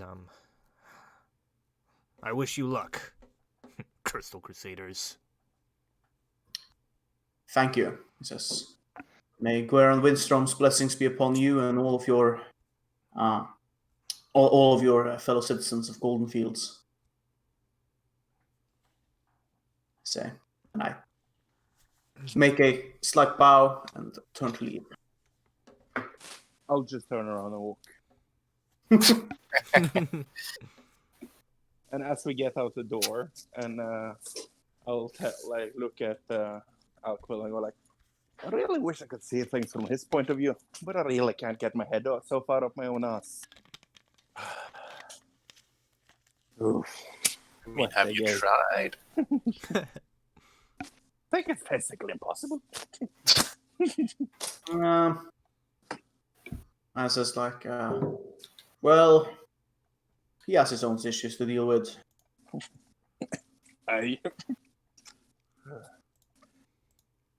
Yeah, we're not staying here for long, are we, anyway? So, I wonder where the fuck the two others, how far they've got. 3. 2? What about Alexei? Breyork? Oh, right.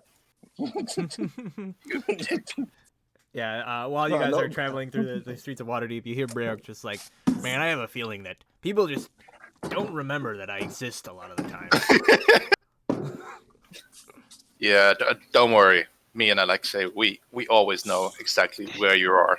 Yeah. And It's like, you know, like, exactly who are there. today was the first time in a while somebody actually, like, turned to me and, like, asked my opinion on something. Well, we'll make that a habit from now on.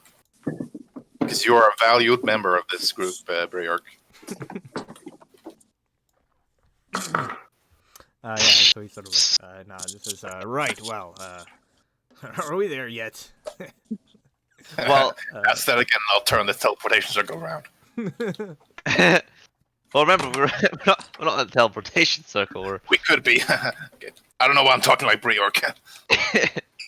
I don't like this is going, alright? I'm All right, let's calling go it here. We're over. It's done. Alright. Brad, estate. All right.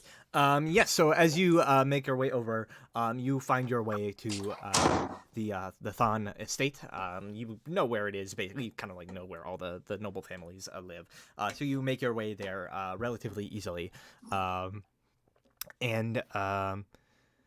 when you get there, some of the guards kind of say like, "What goes there?" And they kind of like narrow their eyes a bit, and he says, Miss von Bourbon, what would be your business today?" Yes, and she says, I need to speak to Calder Marskell. They kind of like look at each other, and they say, "Really, Marskill? Huh? Curious." And they say, "I don't know what business you have with the head butler, but very well, we will fetch him for you." Thank you. It shan't take long, I'm sure. Yeah, so one of them like goes off, and then like a few minutes later, leads back to this sort of well, like average build male male human who's kind of like got gray kind of like salt and pepper hair, like grays interspersed with the blacks, and he kind of like bows, and says, Lady von Bourbon, I am told that you wish to speak with me, something. Yes, quite. And then I think she'll probably like fish around in her satch, and she's like, "Where is it? Where did I put it? Is this? No, no. 2 seconds. Here we are." And then she'll like take out the black pearl pendant, and she says, I was given this by a woman I met, Ji Lang, back in Golden Fields." And I hold it out to him and says, "She gave it to us in gratitude, and asks that you help us." Yeah, so he sort of like holds it like kind of like gingerly in his hand, and he says, she gave you this, did she? And Nod. he says, it is good to hear that she is doing well. It has been some time since I saw her last. Ever since she went off on her own after her parents' unfortunate departure from this world. And he says, and he kind of like says, takes it, and he says, yes, her family and the Thorn family were powerful allies. He says, I recall. I says, right. He says, if she has given you this, then. He says, I see. Well, in that case, wait here a moment. And he like kind of like gives a short bow and like turns to like return back to the manor. I think this is going well. Yeah, so he, after a few moments, he returns, and you see he is carrying what appears to be this old wooden trunk, with the help of some of the other servants. This old wooden trunk that he like brings up and like places on the ground in front of you, and you see he like holds up a key, and he says, "This pendant that she gave you, it is proof." What is that? I have no idea. Some announcement, some notification thing somebody has. Yes, it's on an oven. Uh, I'm at work. what? That's a weird sound for an oven. She says, before she departed, Ji Lang's parents met with an unfortunate end. They were ambushed, leading a caravan. Bandits killed them. Ji Lang was too young at the time to inherit their fortune. Not that much was left. They had fallen on hard times. From what I recall, she should be of the age now where she could claim it if she so desired, but seeing that she has bequeathed the pendant, the proof of her inheritance, unto you, I am to understand that she has also bequeathed that inheritance to you as well. He holds out the key, and he says, it is not much, but you may claim whatever lies within this trunk. I have not peered within it, as requested by her parents before they passed in their will.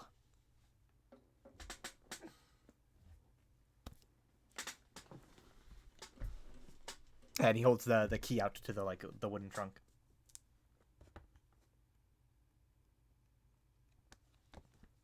Hello. Oh, Discord is dead. Hello. Hey. Do you have a wee DC, Brad? Yeah, Discord shot the bed. Nothing else did. Discord did. So what's the last thing you heard? Morton talking about how his ovens have a melody. It was very confusing. So the last thing that you heard from me. Yeah, well, Something you about a said key? something- Yes. Yeah, so he has brought out this like wooden trunk, and he was saying that Ji Lang, her parents passed away quite some time ago. She was too young then to receive the inheritance per the laws of Waterdeep, so it was entrusted to me by her parents. She at some point ran off on her own. And the fact that she has given you that pendant of hers, it was the proof of her inheritance.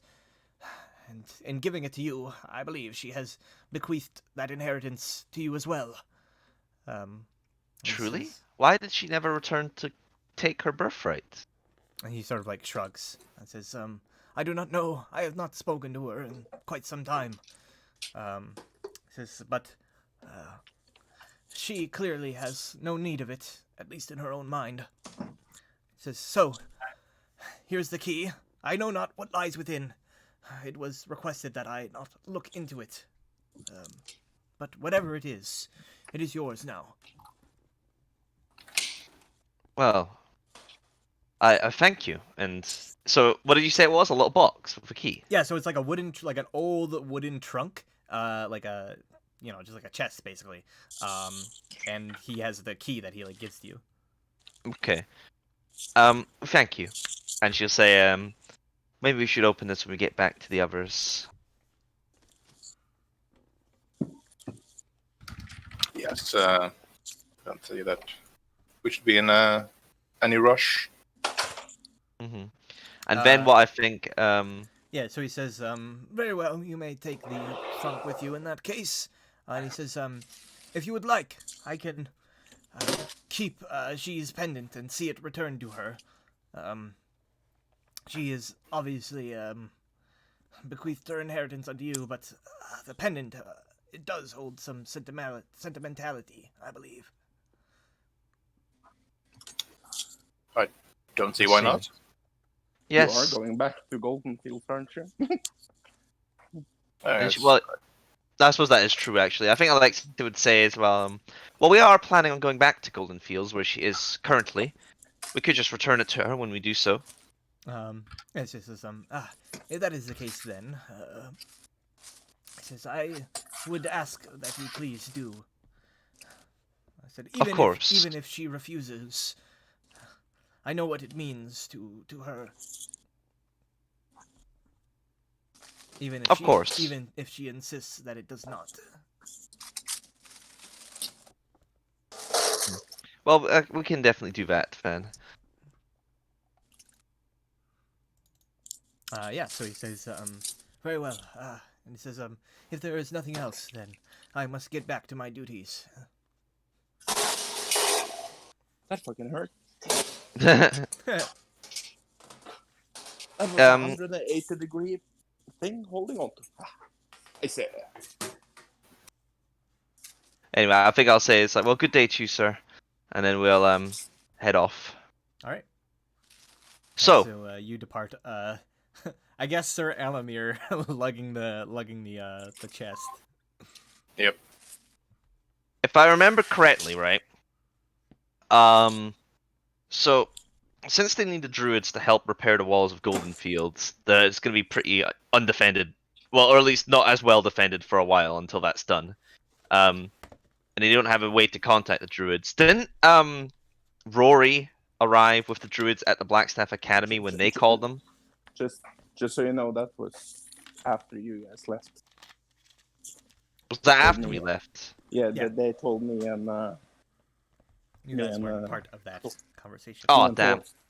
Oh, well. Yeah, I was thinking the same, but I was like, yeah, you didn't hear that, so that doesn't help anyone. Very well, then. Well, I guess we'll just head to speak to Mr. Dragon Man in Dragon Tower. All right. So we'll just go ahead and fast forward you as you travel through the city. Takes you maybe like an hour or so to get out to the outskirts, where you do in fact see the building that was described to you. There's this sort of like long winding road that leads up a hill to where this tower and the attached building has kind of been constructed. And yeah, so you walk up to the sort of like front door of the tower and knock on it. And as you do, the door kind of like swings open, and suddenly there is like a flash of like orange that passes by your eye, and you just hear this like hissing noise from what sounds like an angry cat as it like bolts past you through the open door. And can you make a dexterity saving throw for me? What, dexterity? Yes. Dexter? That's what you get for going through a door. Apparently so. All right. So you are able to quickly Well, it was just Alexei. So Alexei, you were able to quickly notice that and not get distracted by the cat blowing past you. That chasing after the cat was this small silver creature that was basically diving straight towards you, and you managed to duck out of the way as the as this like small silver dragon basically like flies through the doorway, chasing after the cat.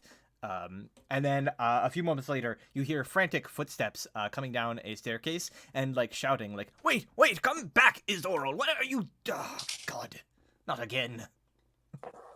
Hello. And he just sort of like looks and he's like, "Who are you?" I am Alexei Cadencia von Bourbon. And she says, and these are my companions. This is Sir Alamir Daganis, and this is Briork. Hey. And he says, I see. Well, if you don't mind, I have to go chasing after my companion there before he gets into trouble in the town. Okay.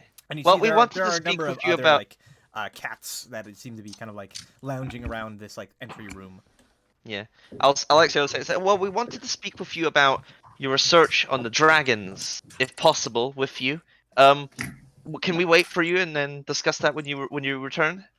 So he kind of like thinks for a moment, and he says, well, and he says, I suppose if it doesn't take too long, we can discuss it now. And he says, Irisol has a good heart. I doubt he'll get up and do any, particularly dangerous mischief. Just an explosion in the background. And she says, wonderful. And he says, And I must ask, however, what is it that brings you here? Who sent you to this place? I do not often get visitors. Shit, what was her name again? You actually told me to come here. I didn't take a note of that. I took a note of everything else. It's in the handouts. Brinshan, nope, Golden Fields. Was it Naxine? Yes. Yes. It was a woman by the name of Naxine Drafkala from Golden Fields. He says, the old bat. Yes. Well, I wouldn't quite call her that, but Well, you don't know her like I do. Yeah, we go a ways back. However, he says, well, what has she sent you here to speak with me about? and she says, yes, well, me and my companions, you see, are on a quest to deal with the local issues with the giant incursions, amongst some other things, putting it lightly. And Drafkala told us that it might be prudent to maybe, if we're fighting giants, to discuss the giants' natural historical enemy, the dragons. And, well, she said you were somewhat of an expert, and that I should maybe come speak with you about such a thing. And she says, and as well as that, she maybe also said that you may, in your experience, have giants that we could maybe speak to, that you may know of, that you could introduce us to, perchance, maybe slightly. He says, well, I don't know much about the giants, but, yeah, I have some dragons, yes. And she says, He's getting older as you speak, yes, Brad. of course. And he says, well, interesting that she would suggest such a thing. Yes, the dragons and the giants do have a long, sordid history. I believe that there is even records of a war that broke out between them 30,000 years ago now. I think he was there for it. They are ancient enemies indeed. He says, that she would suggest such a thing. Curious. Well, unfortunately, dragons are reclusive creatures. They are not easy to find. And he says, and I wager that she suggested you perhaps find some of the metallic dragons to speak to. What a preposterous idea. Their predilection is not violence, but negotiation. I don't see what help they would be with fighting off giants. Well, they don't have to help us in a direct sense, but any information that they may have could prove And he valuable. says, nonsense. If we're going to do something like that, it's just to get an ally for the battle against the giants. And he says, no, don't waste your time with the metallic dragons. And he says, I have a better plan. Okay. And he says, now, it is perhaps a dangerous idea, but one that will bring us a powerful ally in fighting these giants. He says, there is one dragon I have spoken to. They are not far from here, not far at all. And he says, I see. they are known as Old Gnarbone. Old Narbone. Old Gnarbone. A powerful and eccentric ancient green dragon. And he says, they live in the Crypt Garden Forest. And he says, Okay. I'll be back in like 20 minutes, 30.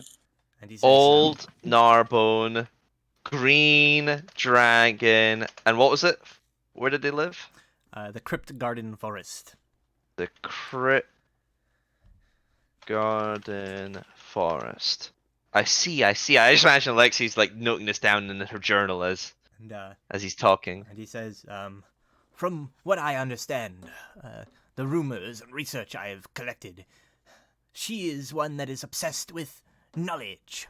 She has a collection of crystal balls she uses to scry on everyone and everything that occurs here in the savage frontier.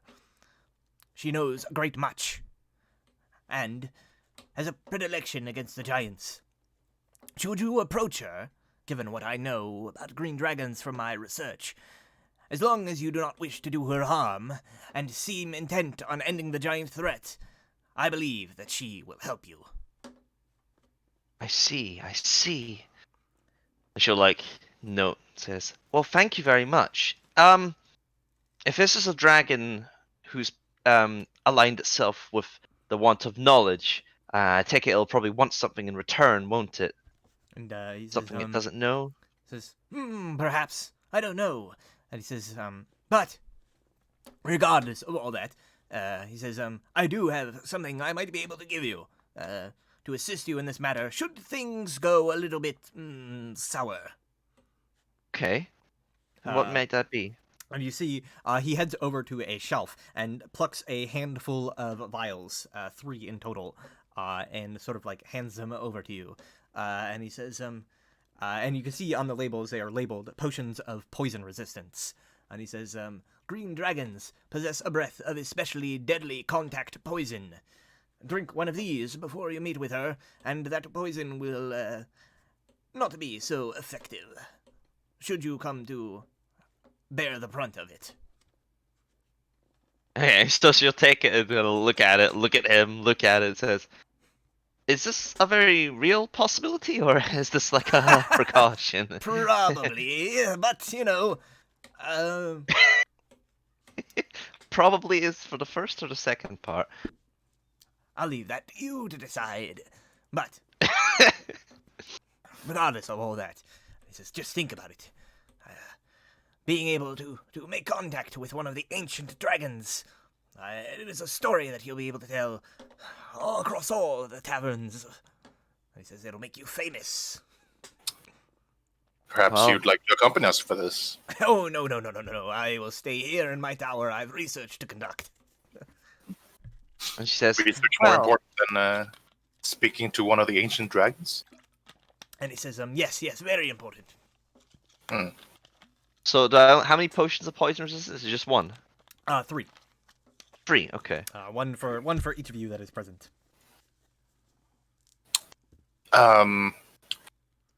Is there any possibility of getting 2 more, as there are 2 more members of our party currently residing in Golden Fields? We are returning to them soon. He Yes. is that so? And they're not with you? Strange. It's strange.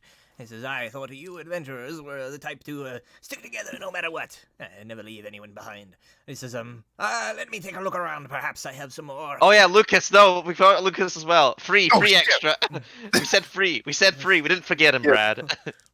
I heard too. Free. I Sorry. look at the pre-orc. Sorry, buddy. Anyways, yeah. So he goes through and he says, now where did I put those other ones? And he kind of looks over them, reading the labels. He's like, yes, and he's like pulling them off, and he's kind of like looks at one and he's like, and like reads the label. It's like, strange. I thought there was. Never mind. It's probably nothing. And yeah, he returns and he says, I do have 3 more for you. Oh, very nice. Much appreciated. Thank you. Yes, This will be. yes, it's nothing. Well, good day to you. What was then. that? What was that? It What was were you going to joke. say? It's nothing. It's nothing at all. Nothing to be concerned about, I'm sure. Are you sure? He's like, yeah, I'm positive. Okay. We are speaking Well- about ancient dragons here. If there is something to know, we would be happy to know it. No, What's it's with just- these it's crazy just- old men that we keep meeting? It's just, I swear that I had a potion amongst these that was, it was, something of a different sort. Perhaps would have the opposite effect that you were searching for, but, these are all labeled as, potions of poison resistance, so perhaps I just misplaced it somewhere else. I'm sure Right. it's nothing. Yes. Surely. If possible, since you are a wizard, much like myself, if we have any further queries, may I contact you via magical means to ask any questions that we may have? And he sort of says, I suppose you could. We'll promise to try to keep it to decent hours. And a minimum. Yes. And he says, right, well, I will of course do my best, to answer such questions, given the limitations of such communication magic. Yes, of course. Well, I thank you for at least allowing me to do so. Well, I'll let you get to go and find that dragon of yours that flew away. I think me and Mr. Alamir And he should goes definitely like, be on oh, our right, way. of course! And he runs out the door. And he's like, as he's running, he shouts, say hello to old Gnawbone for me! I shall. Okay. I'll turn to Sir Alamir, look at him, and say, I really don't feel comfortable with anything that's just happened. Oh, you're not alone with that, but I don't think we have much of a choice. Yes, quite. And surely these potions that he gave us will keep us safe from melting. Yes, hopefully, like he says, it's a potion of poison resistance and not vulnerability. Is there somewhere you can check? We just awkwardly laugh and stare at each other. I uncork one and snipe it. Anyway, we should probably be on our way. Yes. Reorc, Hmm. is there anything you would want to do before we leave? And he says, no, I think I'm good. Got most of the supplies I'll need. Good. Because you know you are a very valuable member of this team, and we would never forget about you. When you keep saying it so much, it begins to sound a bit transparent, I feel. She has a point, you know, like. Just letting you know we're thinking about you. So, Alamir, are you okay? Let's go.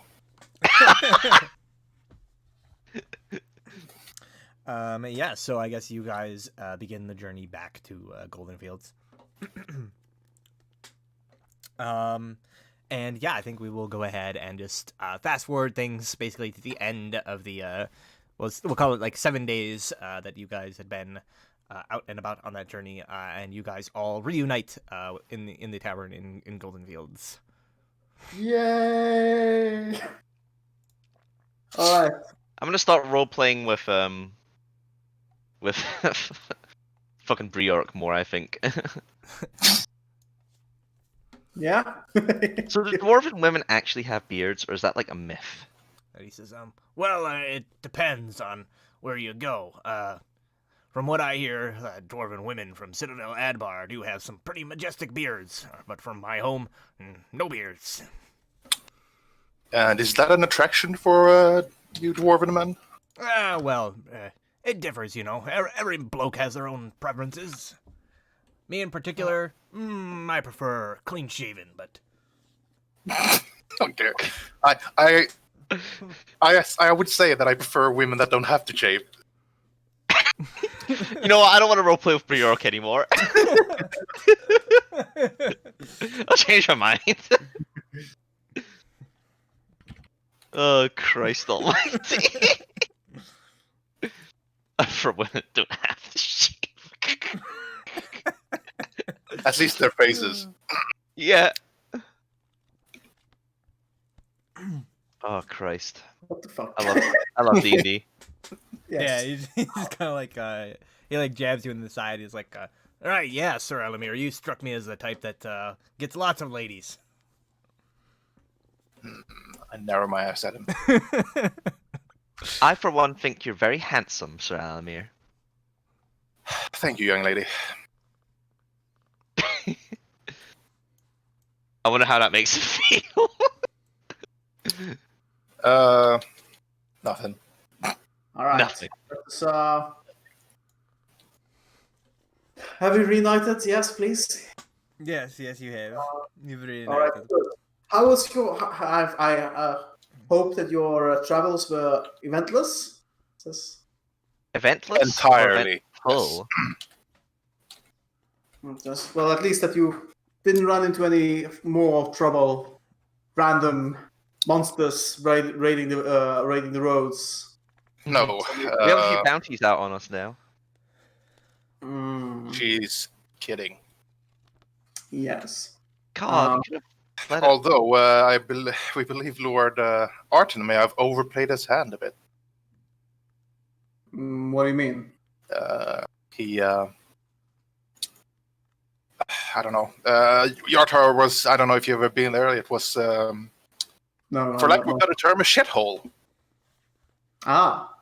And his mother was quite rude. I don't really have anything to compare it to, but the reward money was rather meager. And 300 gold. yeah. And we were quite rudely asked to fuck off. Not wrong. Right. So 50 gold for each then. Yes. Sure. Anyway, yeah, Alexia will like divvy out the gold. And she'll say, and there is one more thing. Since we went to Waterdeep and did what, and I was given that pearl to hand over to, Anyway, point being, we got a chest for it, which is apparently Zhilang's inheritance. But for her giving us the pendant, it seems like she's symbolically making it ours. So shall we open it and see what's inside? I've been dying to find out. Well, Sealine lives here. We can just go and ask her. But Alexi's like holding the key in front of the give her chest. back the pendant. Yes, it's like we can just bring the chest to her and explain the situation and ask her if for clarification on the matter. I think that sounds like a good idea. But this is what she wanted us to do. Well, but she's right here. We can just walk over and ask her to make sure of her inheritance. That seems a very big thing to give away. Let's go, Lady Alexei. Fine! Also, did you learn anything about the dragons? Yes. from what we've learned is that the old man, he's a little bit kooky, but he said I can at least contact him whenever I need to, provided I keep him in reasonable hours. Anyway, apparently there's a green dragon called Old Gnawbone who lives in the Crypt Garden forests. It is apparently a dragon that values knowledge, and that may be able to assist us with anything that we might need to know about the giants. Oh, and also I'll hand out like the poison resistance potions. You're all gonna need one of these, because if the dragon gets upset with us, it may breathe poison on us, and this should help. Lovely. They are So- supposed to be resistance potions. Supposed to be. They are resistance potions. They are resistance potions. That's We what have it no says. way of what it actually says on the confirming label. that, but labels can lie. No, they can't. The person writing the labels can lie. Well, we'll find out. Yes, we will. Um, So, how did the conversation with the guard captain go? he blames us for the attack. Wants us to leave as soon as possible. Wait, he does? Yes, after learning that we knew of Vaelish Gant, who he calls the Giants' commanders, he believes that the city was only attacked because we were here. What? That's outrageous! How can he think that? I mean, Is it he- makes some reasonable sense, I suppose, in terms of in terms of being a complete moron and putting seeing the coincidences and assuming there's a correlation, even despite the fact that the Giants had already been scouting before we arrived, and the fact that we didn't know Vaelish Gant was alive before that night. Exactly. He sounds like a crazy conspiracy theorist. What? Outrageous. You have much in common then. What do you mean? Oh, nothing. Anyway, you know. Well, Well, Anyway, let's get out of here. I didn't see any points to pursue the issue. Yeah, no, let's go find Sealand. All right. Don't- So you Demonstration. take some time to find Jilang. She's sort of like working out in the fields, like just helping out, and kind of like wipes some sweat from her brow. She kind of like stands up and like sees you coming, and she says, "You are still here. That is surprising." Just yes, we've had a trip. Well, some of our companions had a trip to Waterdeep and back. They have this chest that they say is your inheritance. we can open it, right? She sort of says, "So that was what it was." And she says, "When I left from Waterdeep, he gave me that pendant and said to return it to him, should I ever need my family's assistance." He says, "But I prefer this simple life here in Golden Fields to the elaborate vineyards that my family once had. He says, I have no need of whatever lies within that chest." He also asks us to give the pendant back to you, and I'll present it to her. She says, "Did he now?" Well, Indeed. He says, she kind of like looks a little like conflicted. She says, "It was my dear mother's, but I also think that perhaps it might be more useful in your hands. It is quite valuable. I'm sure you could get quite a lot for it if you sold it. If you insist, though, I will take it." I assumed you'd want it. He said it would have great sentimental value. Yes, it's you should keep it. Yes. Yeah. So she kind of like again kind of like looks at the amulet, and then like closes her eyes for a moment, takes like a deep breath. She's like, yes, and like holds out her hand. I give it to her. Yeah, so she takes it. Says, "Thank you." She says, "I hope that whatever it is that my parents left behind serves you well." So you do not wish to see any of it. She says, she kind of like shakes her head and says, I told you I do not care for such things anymore. I have what I need to get by here, and that is the life I prefer. Very well. I can understand that. Respect that, even. Say. We shall make good use of whatever is in that chest. Thank you so much. Yeah, so she nods and says, yes, and best of luck to you. All right. Yes. Luck to you as well. And I guess we can open the chest, or go back to the tavern and open the chest. Yes. All right. Go back to the tower and open the chest. I want to open the chest. Okay. And it Yes. explodes. Yeah, Yes, maybe we it should explodes, check you all for die. traps. Why Gas would- chest. Why would you check for traps on it? Oh man. I don't know. Yeah, you open it, and there's just this noxious green gas comes out, James. Yes. And you start choking and feel intoxicated. Mm-hmm. All right. Do you open the chest? Yes. I open the chest. All right. So as you open the chest, flip it open. Can you roll 2d100 for me? Sure.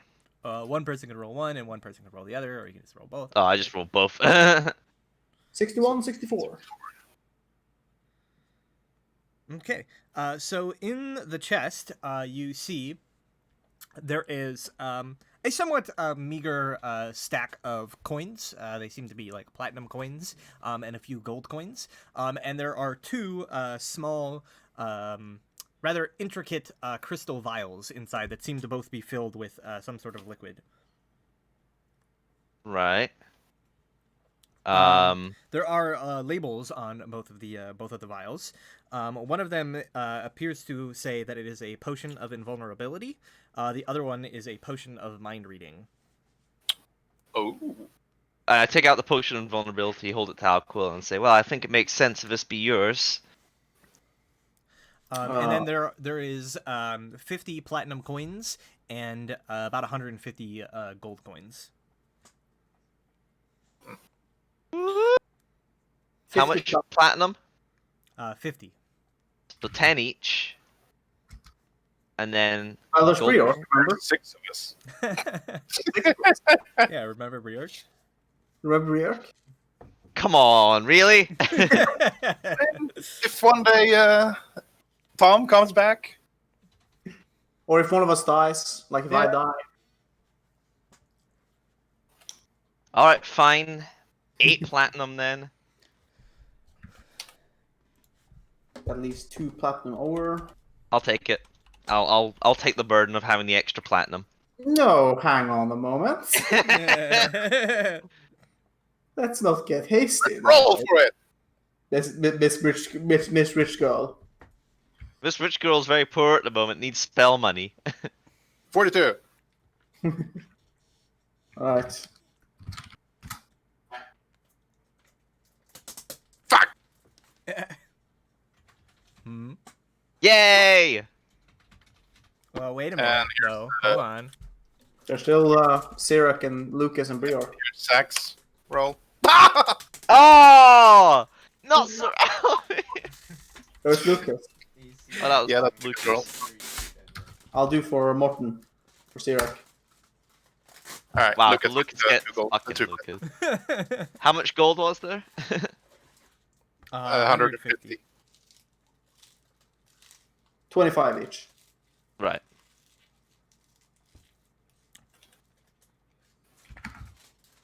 I have over 100 gold now. What is this? Yeah. Nice. Alright, 50 GP. Yeah, so who is taking the potion of mind reading then? If Thor is taking the potion of invulnerability. Yeah. Potion. How's the potion of mind reading work exactly? I mean, you can look in the DMG and see. I think she would have to make a roll for it. yeah, why potion would of you mind know reading. this? Huh? Any effect to detect thoughts spell, DC 13.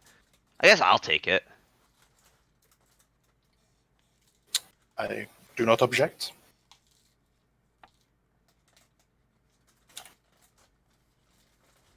Very well then. What a strange inheritance. It's not like deeds to land or anything like that. Just some money and strange magical potions.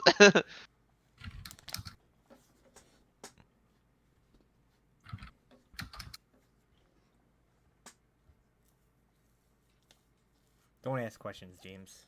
Was there Just anything accept else, it. or was it just there was something before those? Hmm? Weren't there 2 other items you said something about? No, those were the 2 vials that were in there, and Oh, there was okay. like some stacks of coins. Potions. All right. Oh. After we've looted this woman's inheritance, we go on to beat up some giants. Yeah. Hi, squad! Let's go find the giant and have him have him lead us. Like Yes. the episode title says. 30 minutes before ending. Yes. Oh man. Yeah, so you guys make your way over to the sort of like makeshift a jail that has basically been sort of constructed for this giant. You can see there are guards kind of like standing, quite a few guards like standing watch. As you get there, you notice that there are a number of kind of like small like welts along the giant's skin. As you get there, like another farmer kind of like passes by and like chucks a rock at the giant. And it seems as though like people are getting very displeased by its continued existence and living. So it'd probably be a good idea to like just get him out of here now. Yes. All right. Are you alright, Lord? And he sort of says, yes, small humans tickle flesh with rock. Lob fine. Definitely no hurt. Yes, That's let's get you out of here before they can throw more things at you. I'll And he Says says, like, We're so nice. rock don't even taste good. I imagine so. I'll superficially heal his wounds. Okay. Ooh, I need points.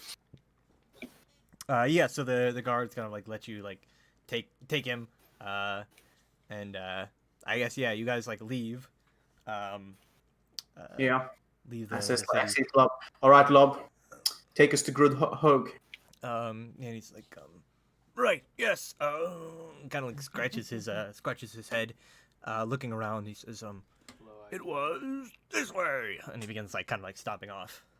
Yep, I follow him. So yeah, he kind of like begins walking off towards like the east, away from like the road, and eventually you guys get to sort of this like large river that kind of like spans the way. It's pretty wide, probably about like 100 to 200 feet across. The though it doesn't seem like the current isn't very strong. And he says,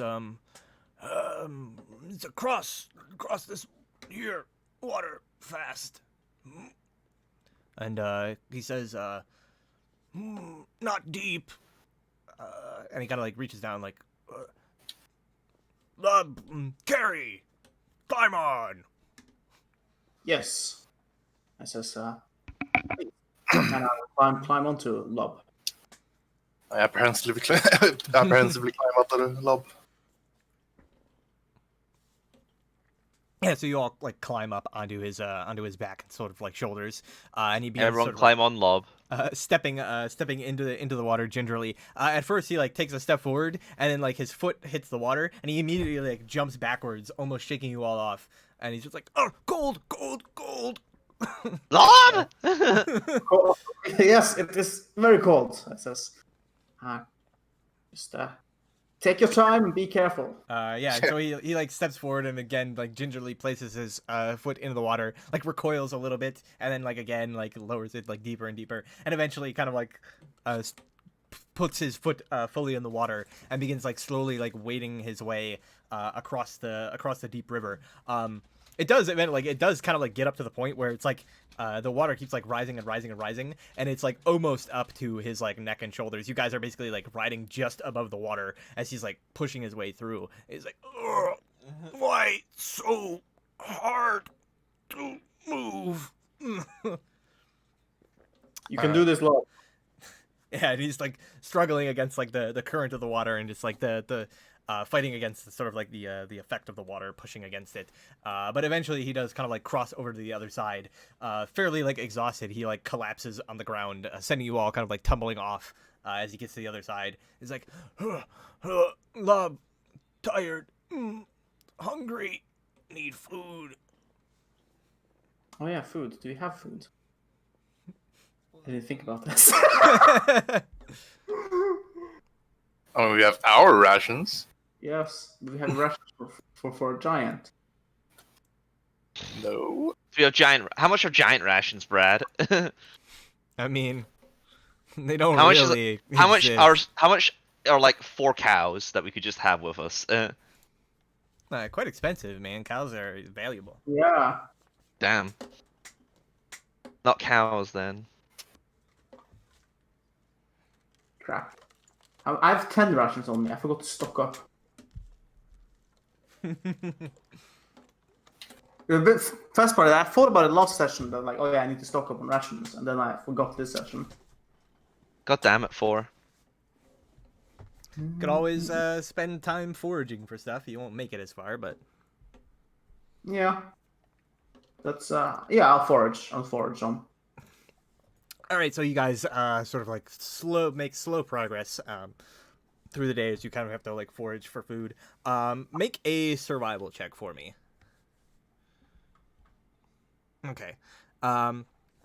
So you're able to scavenge up some food, though you're not exactly used to hunting and foraging for such a large creature. Also, I have this. I don't remember if that does anything. Yeah, so you can feed your companions. But as far as like the giant is concerned, you really like you find some stuff and give it to him, and he's just like not even close to satiated. And he's just like lying there, kind of like hungry. What do you normally eat? He just sort of like stops and like thinks for a moment. Cow, tree. Lub once eats goblin.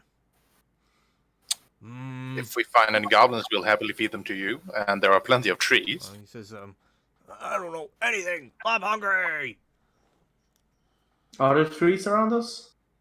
Not really. Like you're kind of like on the outskirts of like a plains.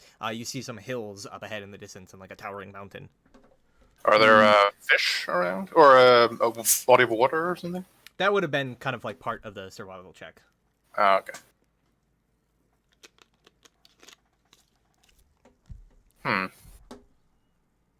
I'll give him half of my rations right now. So you give him 5? Yeah. Okay. So that's he's obviously like he takes it, like gobbles it down. Obviously like 5 human-sized rations isn't much for a giant, but it seems good enough for the time being that he's like ugh, well, still hungry, but can walk. All right. Yeah, so you guys travel the rest of the day kind of like off to the east, making it to like the outskirts of these foothills. Obviously, since you spent some time foraging, you don't quite make the like full amount of travel that you would, and you had to spend some time foraging that river, so it's kind of difficult. So you basically like make it to about like the outskirts of these hills here, and you can still kind of like see the river here. Yeah, so he's like sort of like eventually like collapses down. And like just falls asleep basically like immediately. Like you just hear him like collapse and just go, and he like begins snoring. All right. So I guess this is where you're camping. Yes. Let's sort of Wow, this has been an interesting day so far. I must admit, I'm not sure how we're going to make it. How much food do we have? Not enough.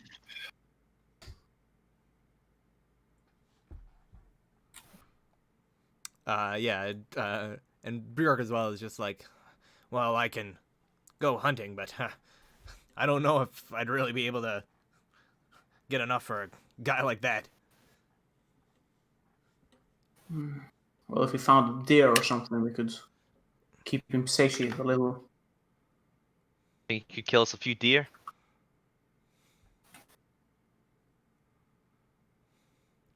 And Merrick just kind of like looks around and is like, I am not too familiar with land creatures, but even from what I know, this isn't exactly deer territory. Yeah, not enough forests and woods. Damn.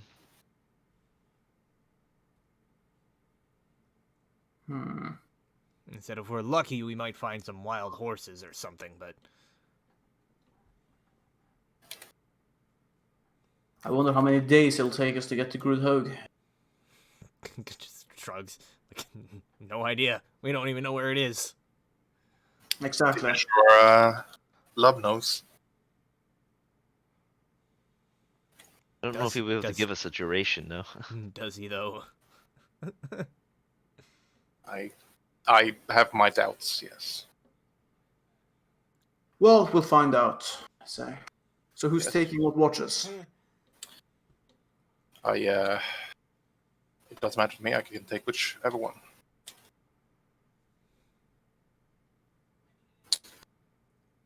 I'll take the middle watch. In case anyone needs to sleep now. Rightio. I'll take the first watch then. Okay.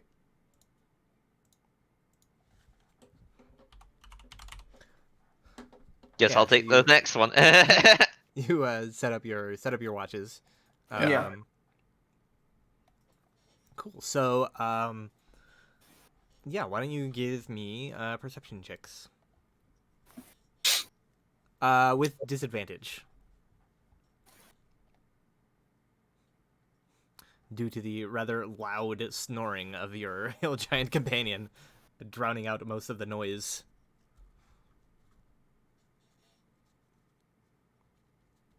Close my sheet and I have to wait for it to load, lol.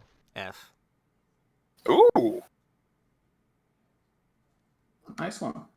18 with disadvantage. Noise.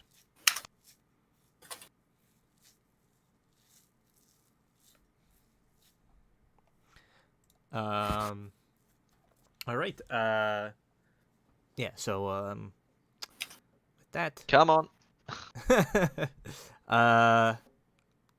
Wait to see here. Okay. Just check. All right. So your watches proceed by uneventfully for that night. The only thing you really hear is the constant snoring loudly of the hill giant lob. But you are unassailed. You see no signs of any like creatures nearby. It seems as though the loud noises of your companion are kind of keeping everything away. And so yeah, you wake up the next morning, having taken a short rest here, and then yeah, so you wake up Lob kind of like he definitely wakes up late, like late in the day, sleeps in. You have a hell of a time like waking him up, basically. And he's like, what?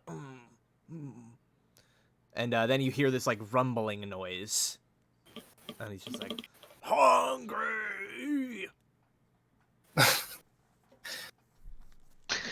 Okay, this is going to be an issue throughout the entire thing, huh?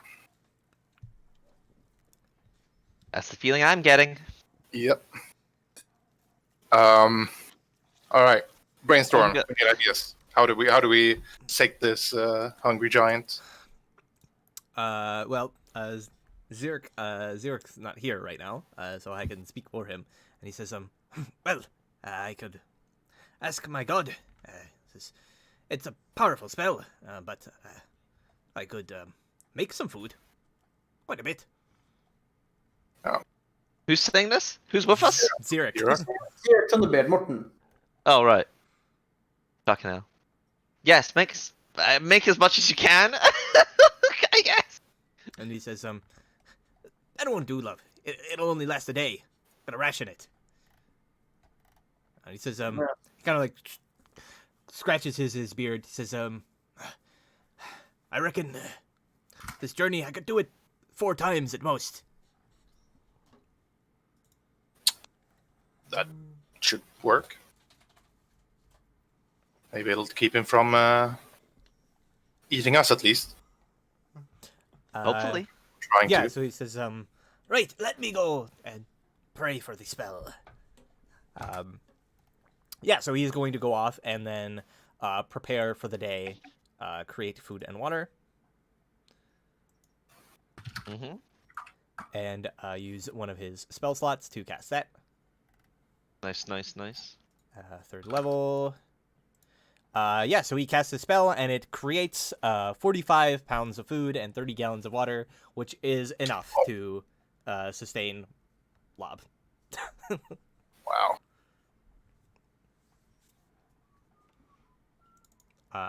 For the day. Nice to, nice to.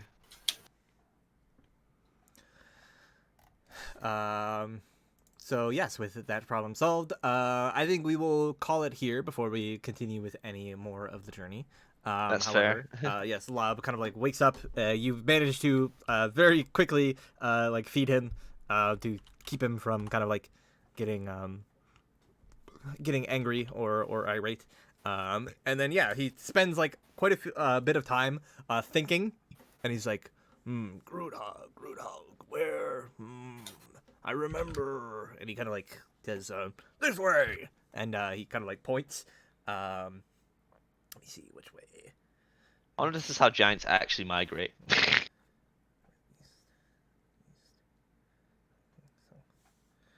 So he kind of like points to the south. He says, this way. Yes.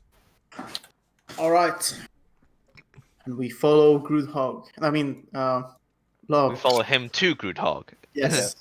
Towards Groothog. All right. Yes. So next time, we will pick up with your continuing journey. And we will see where things go from here. So next week, Thor will be in charge of the recap. Ah, yes. What a wonderful recap it will be. I was in Golden Fields. Yes. Day 2. I was in Golden Fields. 3. I was in Golden Fields. Day 4.